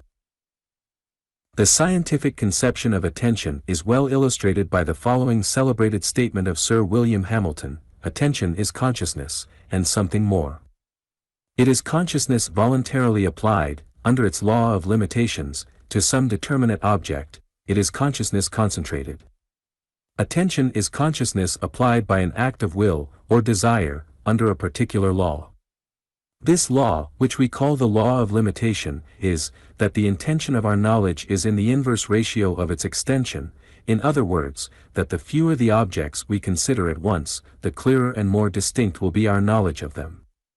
An act of attention, that is an act of concentration, seems as necessary to every exertion of consciousness, as a certain contraction of the pupil is requisite to every exertion of vision. Attention is to consciousness what the contraction of the pupil is to sight, or to the eye of the mind what the microscope or telescope is to the bodily eye. The faculty of attention is not, therefore, a special faculty, but is merely consciousness acting under the law of limitation to which it is subjected. But whatever be its relation to the special faculties, attention doubles all their efficiency, and affords them a power of which they would otherwise be destitute. It is, in fact, as we are at present constituted, the primary condition of their activity. Attention, then, is that action of the mind whereby it brings into consciousness any subject or object to which that action is directed. It is the focusing of consciousness, or, some prefer to say, it is a detention in consciousness. The sun's rays may be scattered over a large surface, and its heat scarcely be perceptible, or, on the other hand, they may be focused through a sunglass to such an extent that they burn a hole in a piece of hard wood. In the same way, you may spread your consciousness over a number of objects, and thus become but dimly aware of any of them, and, on the other hand, you may concentrate and focus your consciousness by an act of attention, so as to become most intensely and most vividly aware of the facts concerning that object. As Hamilton has said in the above-quoted statement, the fewer objects we consider at once, the clearer and more distinct will be our knowledge of them. Psychologists usually divide the activities of attention into two general classes, viz., 1. Involuntary attention, and 2. Voluntary attention. Involuntary attention is that form of attention which you give to the passing objects which arouse your interest or curiosity, or even by your passing notice. Your attention is attracted easily to such objects or events, without any effort on your part. This form of attention is an almost automatic, instinctive, or purely reflex action arising from the stimulation of the senses or appeal to the feelings. No effort of the will is required in such cases. In fact, it often requires a distinct effort of the will to direct the attention away from such distracting sensations or feelings. Young children, even infants, and the lower animals manifest involuntary attention to a marked degree. In fact, it is held that very young children are incapable of any other form of attention. Uncultured persons manifest but very little attention other than this. Many persons who have failed to cultivate voluntary attention properly get but slightly beyond the stage of involuntary attention at any time. They may habitually manifest such reflex conscious action. Almost any passing stimulus will take their attention away from their work or tasks. Involuntary attention is awakened chiefly by one or more of the following general causes. 1. Present enjoyment or pleasurable sensation, the attentive process continuing merely so long as the sensation affords pleasure. The same rule applies to pain and painful sensations. 2. Curiosity or curious interest, the attentive process continuing merely so long as the curiosity remains unsatisfied. 3. Novelty or unexplained objects or events, the attentive process continuing merely so long as the explanation is lacking, or until the novelty passes away. 4. Sudden impressions upon the senses, such as sudden and startling movements, sights, or sounds, the attentive process continuing merely so long as the sudden and startling quality of the sensation persists. 5. Intensity of sensation, such as that arising from a flash of lightning, an explosion, loud speaking or cries, or any similar intensely exciting object or event reported by sensation. The distinguishing characteristic of involuntary attention of any and all forms is this: it is called forth by the influence on the mind directly exerted by an external object or event itself. It is not directed by conscious will, its activity is practically automatic, instinctive or reflex, and not voluntary or deliberate. Voluntary attention is that form of attention which you give to objects or subjects selected or determined by your reason, and which is directed by an act of your will accompanied by more or less sense of mental effort. It is always consciously directed to some object or subject of your own selection, and is always manifested with at least a slight degree of the peculiar sense of conscious effort which distinguishes all will activities. This characteristic sense of conscious voluntary direction and effort is the test between the activities of voluntary attention and involuntary attention. It is always present in the former, and always lacking in the latter. By many of the best psychologists, voluntary attention is regarded as one of the most important, and one of the most characteristic activities of the will. Voluntary attention is one of the leading characteristics of individuals manifesting marked willpower, men of culture and practical mental development, students who succeed, successful men of affairs, inventors, discoverers, in short, of men and women who are mental masters instead of mental slaves. It is a mark of experience, reasoning power, and willpower. It distinguishes the individuals of deliberation, of determination, of purposive resolution. To develop it in children is one of the first, and often the most difficult, of the tasks of the teacher. It may be stated as a general principle or rule that every individual who has accomplished anything worthwhile in any field of voluntary endeavor has done so largely by his or her developed and trained powers of voluntary attention. It may be stated with equal certainty that no individual lacking in development of the power of voluntary attention ever has accomplished anything worthwhile in the field of voluntary endeavor so long as such lack persists.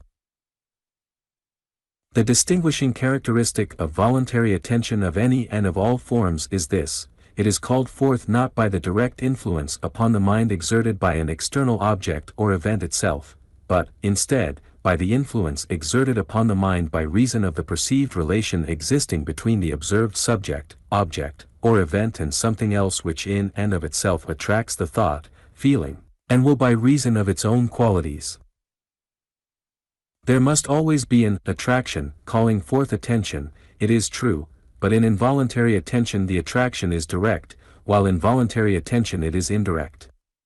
Involuntary attention acts in direct response to a simple feeling, while voluntary attention acts because of a purpose or determination to do, to know, or to attain something. Involuntary attention is elementary and instinctive, voluntary attention is derivative and complex and is an acquired faculty. The former moves to satisfy a simple feeling, the latter moves to accomplish a purpose based upon the satisfaction of a higher, deeper and more complex feeling. The former is superficial and transient, the latter is more fundamental and stable. From this point, our consideration of attention shall be confined to voluntary attention, for that is the phase and form of attention which you must develop, cultivate and train in order to attain to that phase of personal power which is the subject matter of this book, i.e., perceptive power. Voluntary attention and sensation. In our previous consideration of the subject of sensation, we have called your attention to the fact that you are conscious merely of a very few of the many reports of sensation which reach you over the channels of your senses, and that such reports fail to reach the plane of your conscious recognition. As all of these reports are more or less calculated to arouse your involuntary attention, why is it that some of them succeed while others fail? The answer to the last question is that in many cases the more familiar sensations fail to register because of their lack of novelty, their lack of appeal to curiosity, or from similar failure to satisfy the demands of your involuntary attention which we have previously classified. But there is another reason, namely, that your voluntary attention tends to shut out and inhibit to a great extent those sensations which are not in harmony and agreement with certain thoughts, feelings or purposes which your mind is set upon, and tends to give welcome admission to those which possess the requisite quality of harmony and agreement. You may not be fully conscious of this work of selection, but your voluntary attention is aware of it, and is performing it all the time. There is a constant struggle for existence in your consciousness manifested by the sensations flowing in through the various channels of the senses.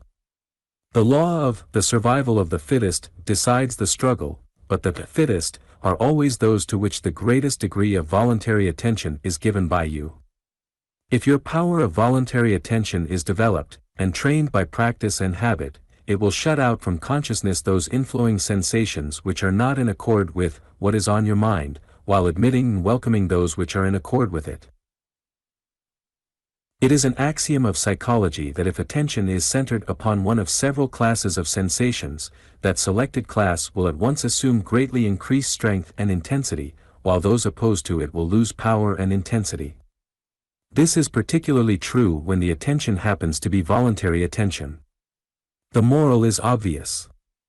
It has well been said that persons of weak powers of voluntary attention are practically at the mercy of their sensations, that they belong less to themselves than to any subject or object which happens to attract their involuntary attention.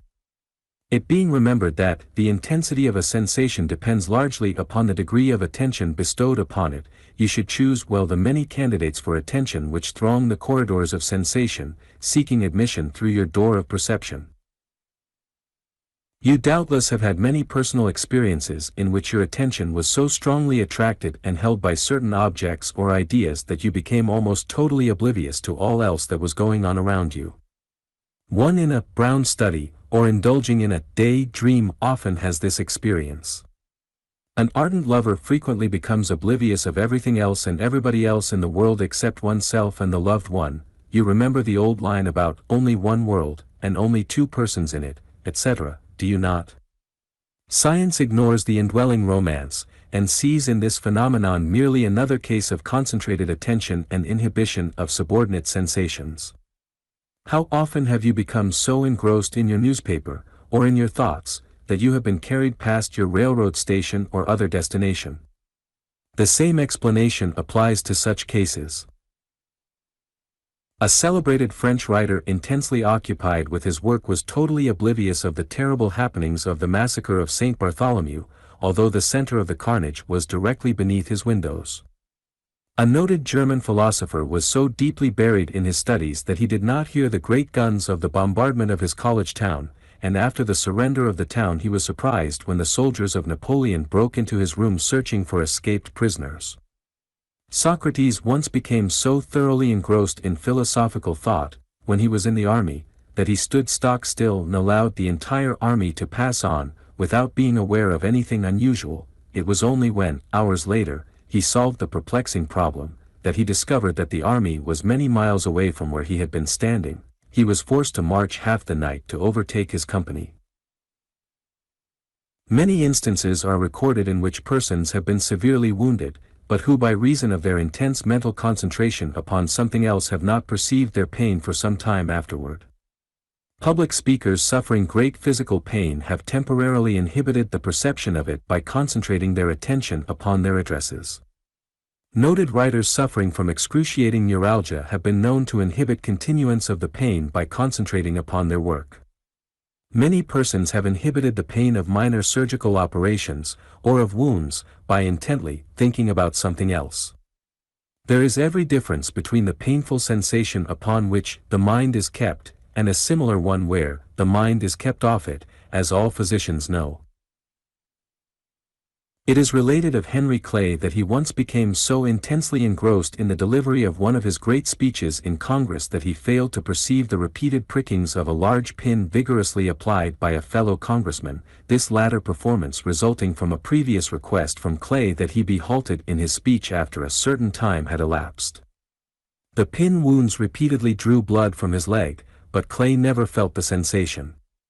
Some have held that the stoical endurance of the American Indian, and the spiritual endurance of the martyrs, arose from the same general cause. In the one case the dominant idea of traditional courage and endurance occupied the attention, in the other case the exaltation of faith was the inhibiting factor. The same psychological principle was involved in each case. Voluntary attention in observation, thought and memory. Voluntary attention is an indispensable factor of intelligent observation and thought. What we actually perceive and observe concerning any subject or object depends almost entirely upon the degree of voluntary attention that we bestow upon it. The great difference between the man of great powers of observation and reflection, and the ordinary man, is that the former attentively observes the facts concerning matters which he is investigating and perceives resemblances and differences between them which later form the basis of his reasoning on the subject. Some have asserted that the principal difference between the efficient man and the inefficient one lies in the greater capacity of the former for close, continuous, concentrated voluntary attention. Some, indeed, have asserted that in the capacity for concentrated voluntary attention is to be found the secret of genius.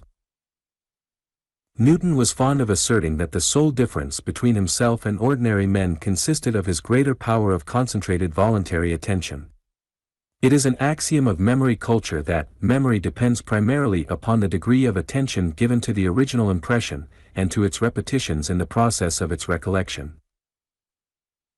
As might be expected from the foregoing, it has been found that one of the most marked characteristics of a weak mind is that of a lack of ability to concentrate the voluntary attention upon a subject or object for any marked length of time, or with any marked degree of intensity.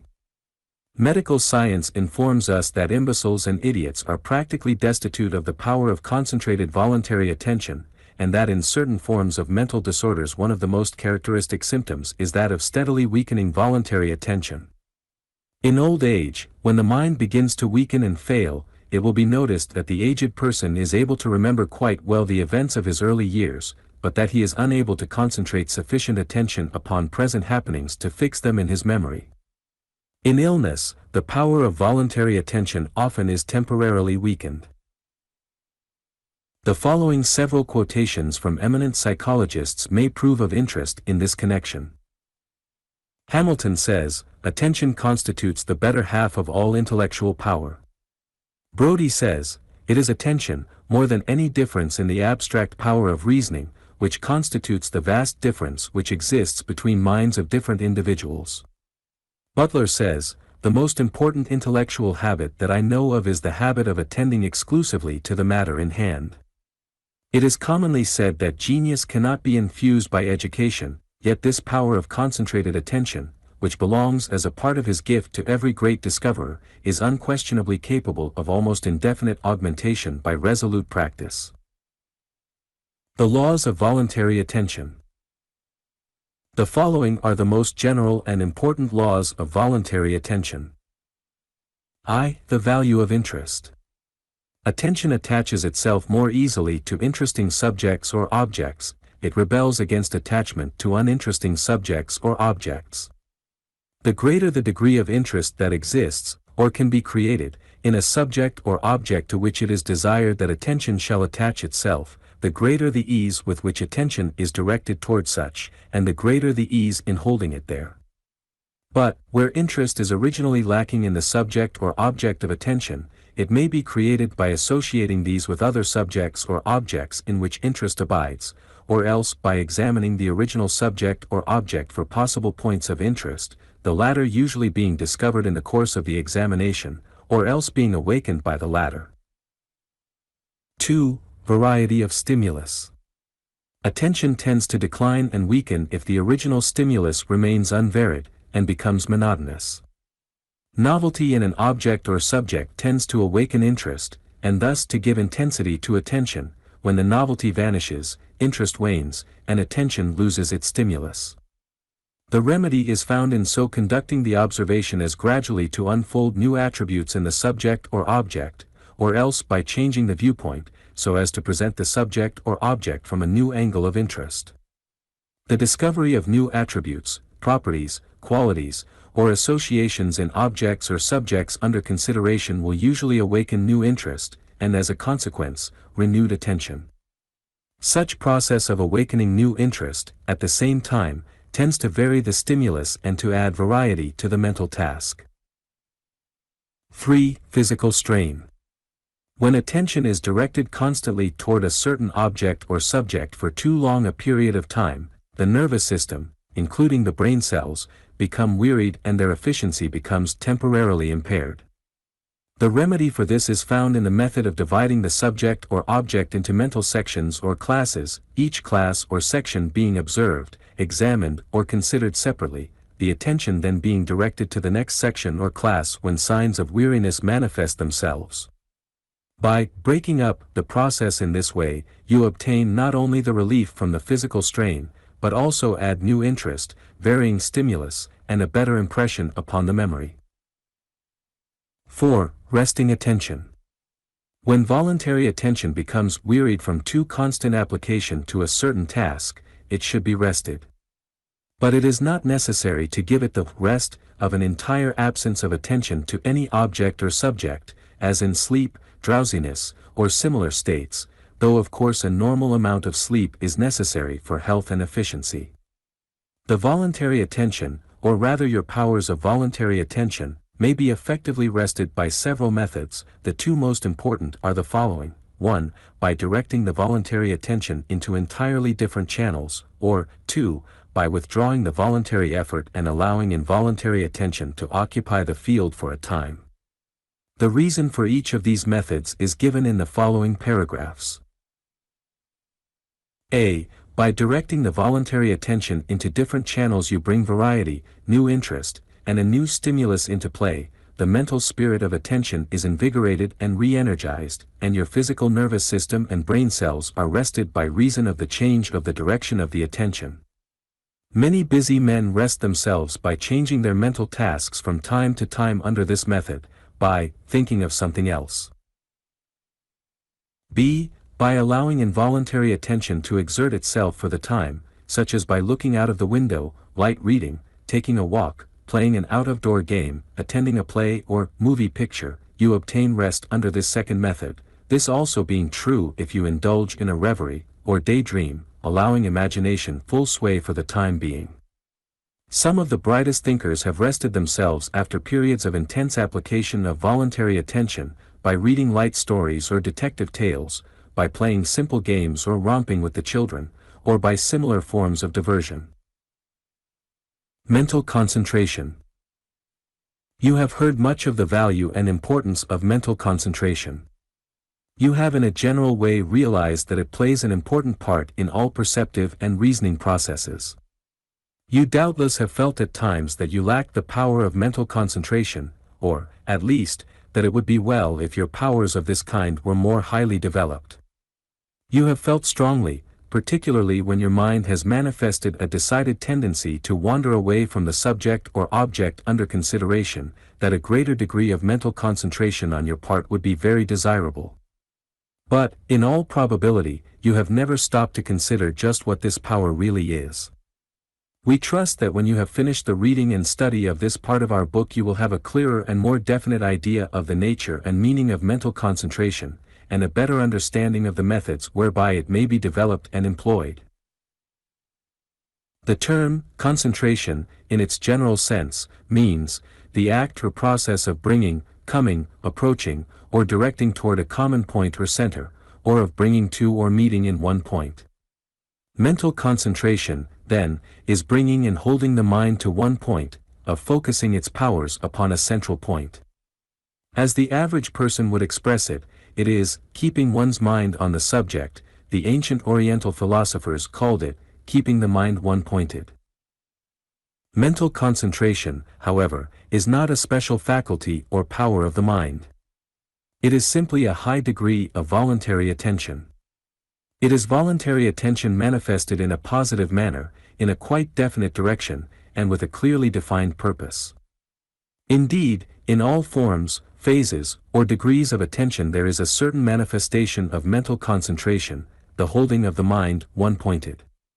Even in involuntary attention there is some degree of focused attention, and the shutting out of other sensations and perceptions, for example, the child gazing with fascination upon the passing procession, upon the organ grinder and his monkey, or upon the window of the toy store or candy shop. In voluntary attention there is a still greater degree of mental concentration, a greater contraction of the field of consciousness, and a greater limitation of the scope of observation. In the popular conception, the idea of mental concentration is usually associated with the process of holding the mind rigidly and immovably fixed upon some one point. This conception is erroneous. Such a process would soon result in a state of self-hypnosis, and hypnosis would then be the achievement of the highest degree of mental concentration. Such process would have as its end and aim the thinking of nothing, for the attention so held would speedily develop a state of dim consciousness, soon passing into semi-consciousness, and finally into unconsciousness. Mental concentration, in the true sense, is not this process of thinking of nothing, but rather that of intensive thinking of some one subject or object, in its various phases, accompanied by an inhibition or shutting out of other impressions and other thoughts. Mental concentration consists of the three following elements, viz., 1. The application of earnest voluntary attention upon one particular subject or object, 2. The application of perception, observation, apperception and thought upon that subject or object, with the determined and definite purpose of extracting from it all possible information concerning its qualities and relations, 3. The restriction and limitation of the field of attention by means of a determined inhibition or shutting out of other sensations, perceptions, and thoughts. This third element, usually ignored in popular thought on the subject of mental concentration, is really the characteristic and most essential element involved in the process. Mental concentration calls into action the power of the will. For that matter, voluntary attention, as its name indicates, is distinctly an act of will. Mental concentration, as we have said, is merely an intensive form of voluntary attention. It is voluntary attention, only a little more so. In ordinary voluntary attention, the will acts so as to direct and hold the attention upon a particular subject or object. In mental concentration, the will manifests itself especially in the coordinate action of keeping out of the field of consciousness other impressions, perceptions, and thoughts. In this dual action there is obtained, 1. Keeping in mind the selected subject or object, and 2. Keeping out of the mind all other subjects or objects.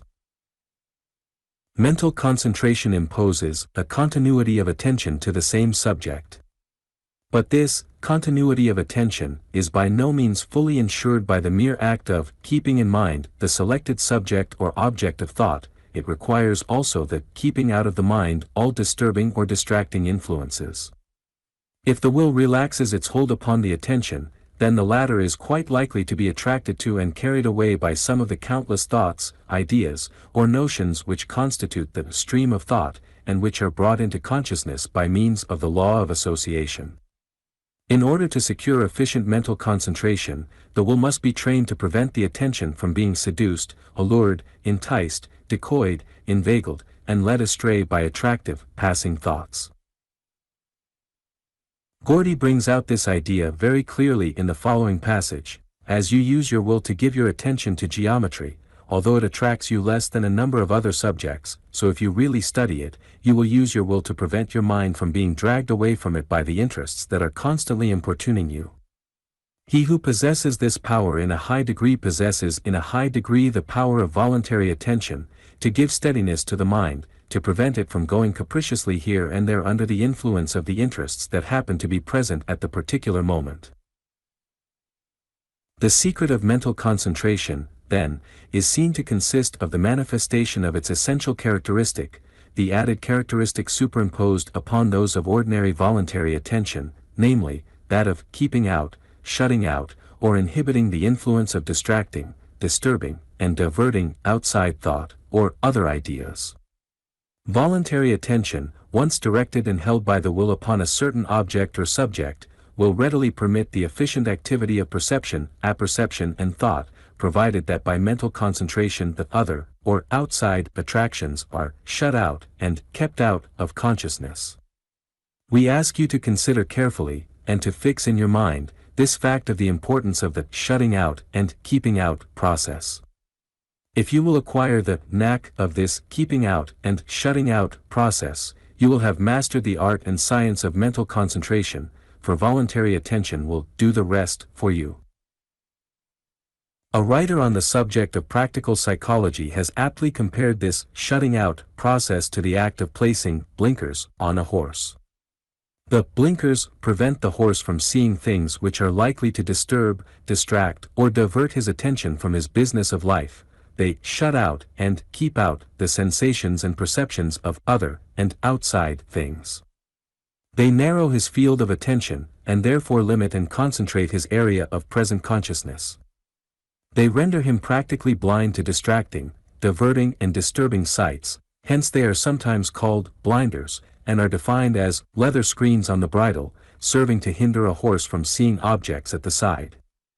If you wish to develop your power of mental concentration, you should acquire the knack of applying these mental blinkers or blinders, and should habituate yourself to their employment at times in which concentrated thought is desirable. Mental concentration is a valuable instrument of efficient perception, observation and thought. Its value arises from the fact expressed in that axiom of psychology which states that, the fewer the objects observed at one time, the greater is the intensity of the concentrated voluntary attention employed in the observation. It greatly magnifies the powers of the perceptive and reflective faculties of the mind, because it diminishes the area of the field of attention. It gives a steadiness to the mind, and bestows a wonderfully increased power of accomplishment upon the faculties involved in the mental processes. In one way, mental concentration may be compared to the microscope which makes mentally visible the minute details of the observed object. In another way, it may be compared to the telescope which brings the observed object nearer to the eye of the mind. The best way of beginning to develop mental concentration is that of acquiring the habit of thinking of, or doing, but one thing at a time. Such habit, in itself, is valuable and tends directly toward efficiency and economy of thought. The opposite habit results in squandering time and energy.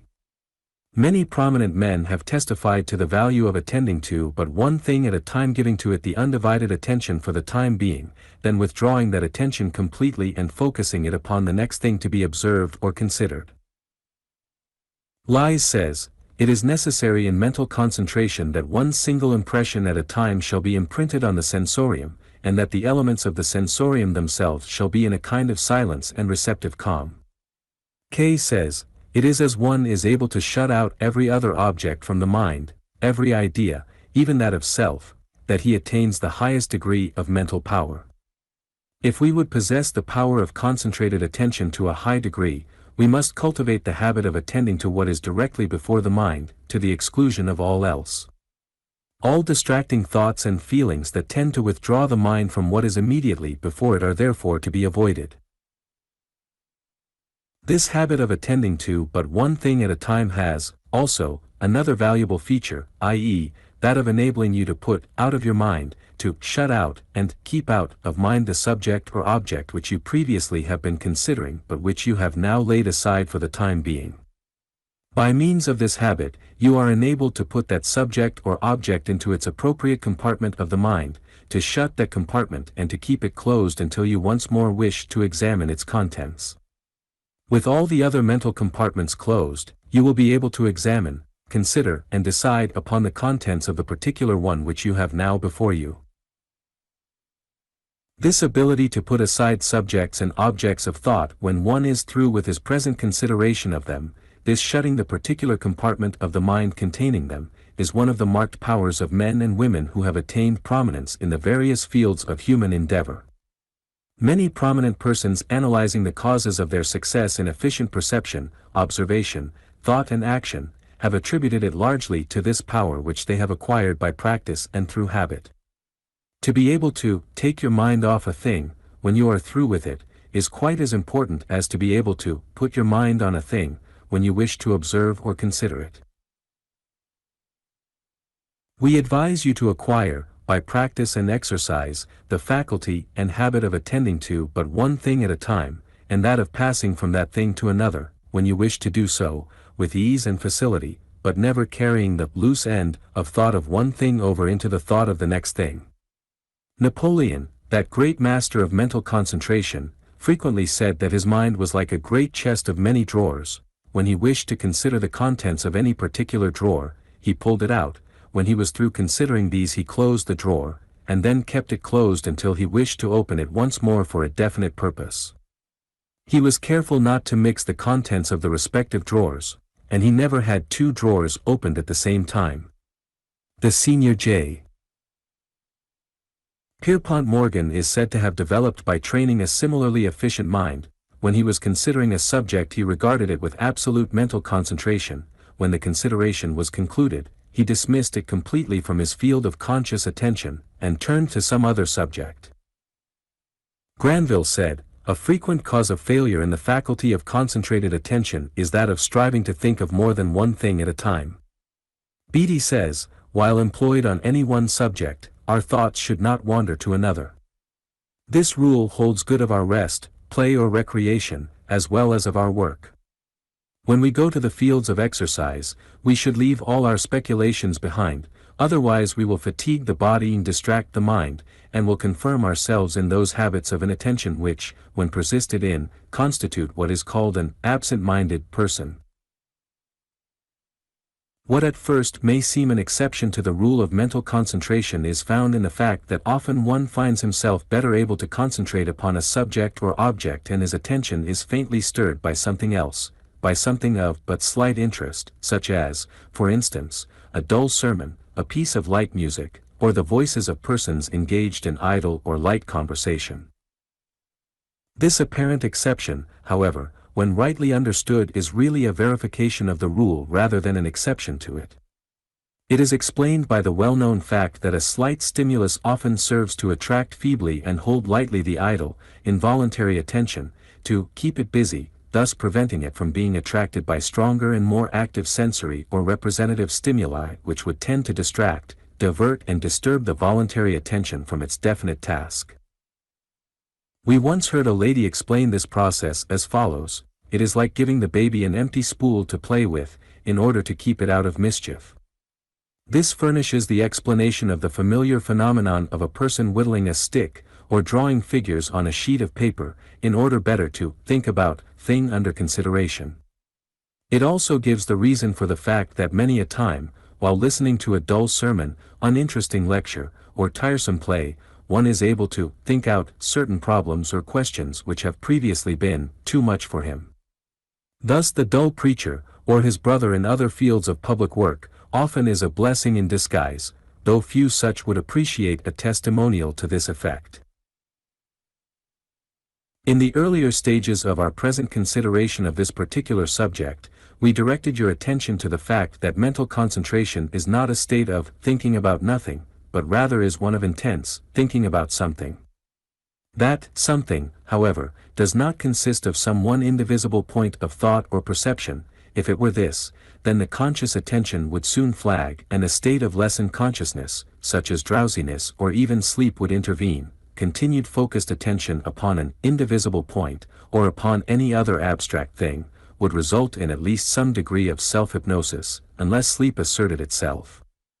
The one thing must be a concrete thing, i.e., an actual thing made up of parts, elements, factors. Hazlitt says, "Concentration does not, as popularly supposed, mean keeping the mind fastened on one object or idea or in one place.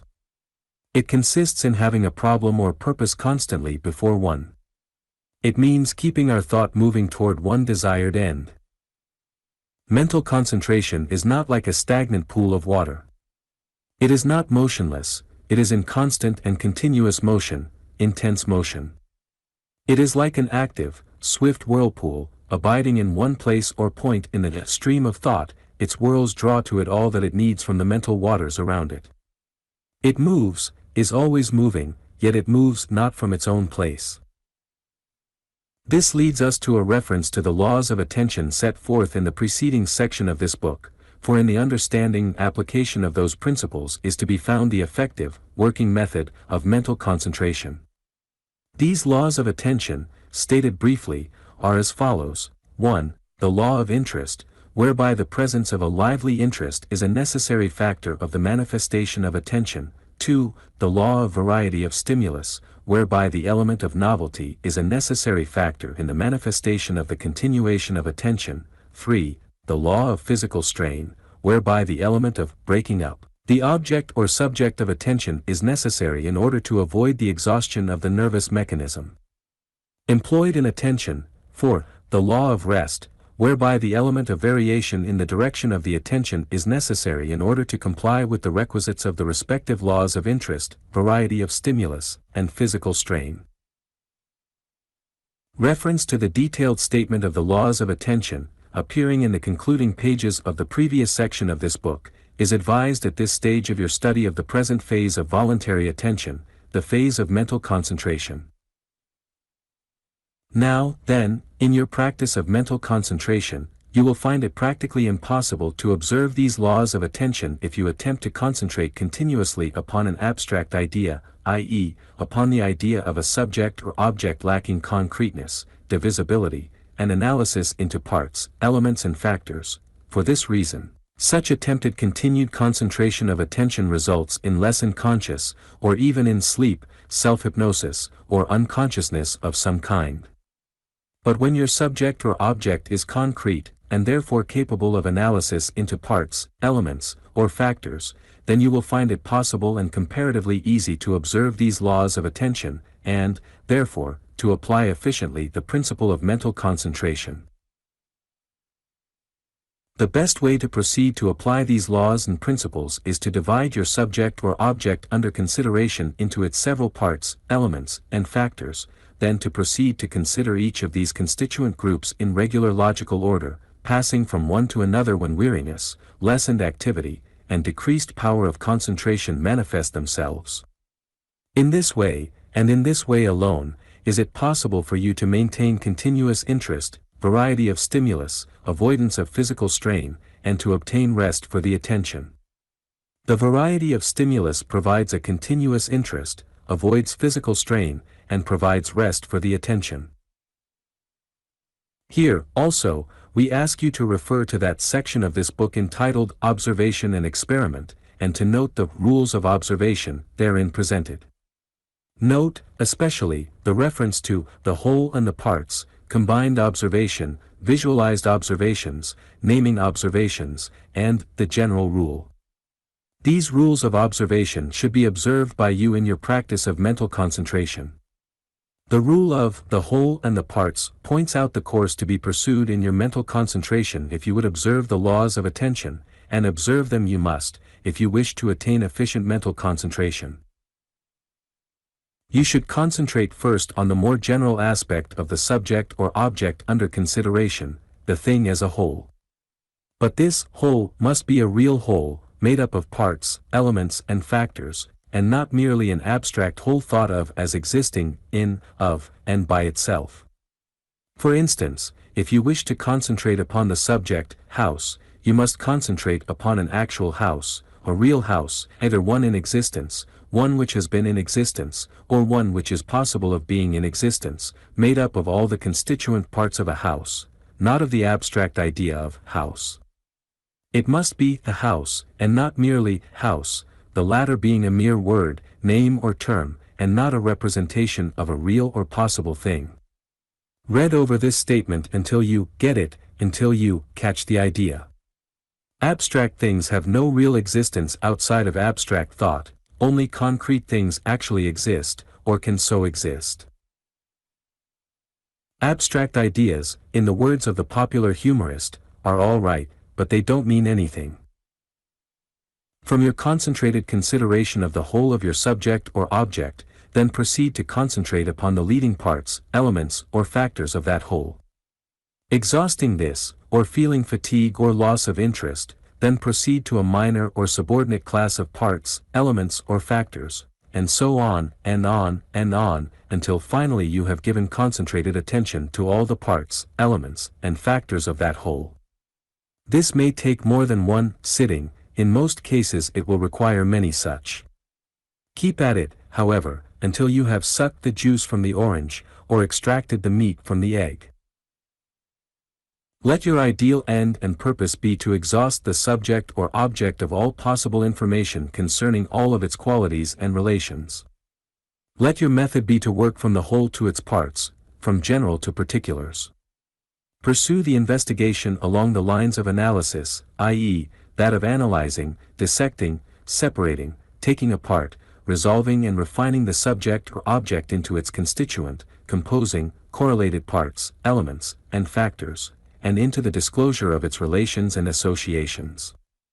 The nearer you come to this, the closer will you be to the attainment of your ideal end and purpose, aim and intention. You will be helped in your task if you will hold before you the concrete, actual illustrative example of the pupil of Agassiz, of whom we have told you. Finally, never overlook the all-important fact that interest is the arouser and maintainer of attention, and its corollary, interest may be aroused, increased, and maintained by attention. The endless chain of efficient observation and perception is composed of these links: interest, attention, interest, attention, interest, attention, interest, attention, interest, and so on ad infinitum. Interest always precedes attention, and attention always precedes interest. Like the familiar argument in the old-time debating societies, in which the question of, which comes first, the chicken or the egg, is never answered, so is it impossible to say which comes first, interest or attention. It is like the old song, we're here because we're here because we're here because, etc. There is no beginning, and no ending. The endless chain is endless because it has no ends, i.e., because it is like a ring or circle, having no point of beginning or ending. And now, once more let us remind you that you are the creator of your world of experience. You create it with that instrument which you call your mind. Create it well, the best that is within you should be devoted to the task. Build it strong, build it wide, build it high. Be not content with the narrow expanse of the world of experience of the average man, build it wide, and then continue to widen and expand it so long as you live. Be not content with the lowlands of knowledge, and with the limited view to which you are restricted by life on the lower planes of perception. Insist upon ascending the mount of achievement, around which winds the path of knowledge. At each turn of the spiral road you will obtain a fuller and wider view of the surrounding country, a more comprehensive vision, a truer perspective, by means of which you may more intelligently, and more justly, estimate the comparative proportions and value of the things on the plains, or planes, below. So build your world of experience that, when it is completed, you may be able to gaze upon it and say, it is a good and well-built world. I have done my best. The best that I have found within me is represented in it. In conclusion, let us remind you that in the development and cultivation of perceptive power, as in every other task set by human desire and executed by human will, you will proceed more satisfactorily if you will bear in mind and act upon the principle of the master formula of attainment, which forms an important element of the instruction contained in the personal power books, of which the present volume is one. The master formula of attainment is as follows: 1. Definite ideals, 2. Insistent desire, 3. Confident expectation, 4. Persistent determination, 5. Balanced compensation. Reduced to popular terms, it is as follows: you may have anything you want, provided that you, 1. Know exactly what you want, 2.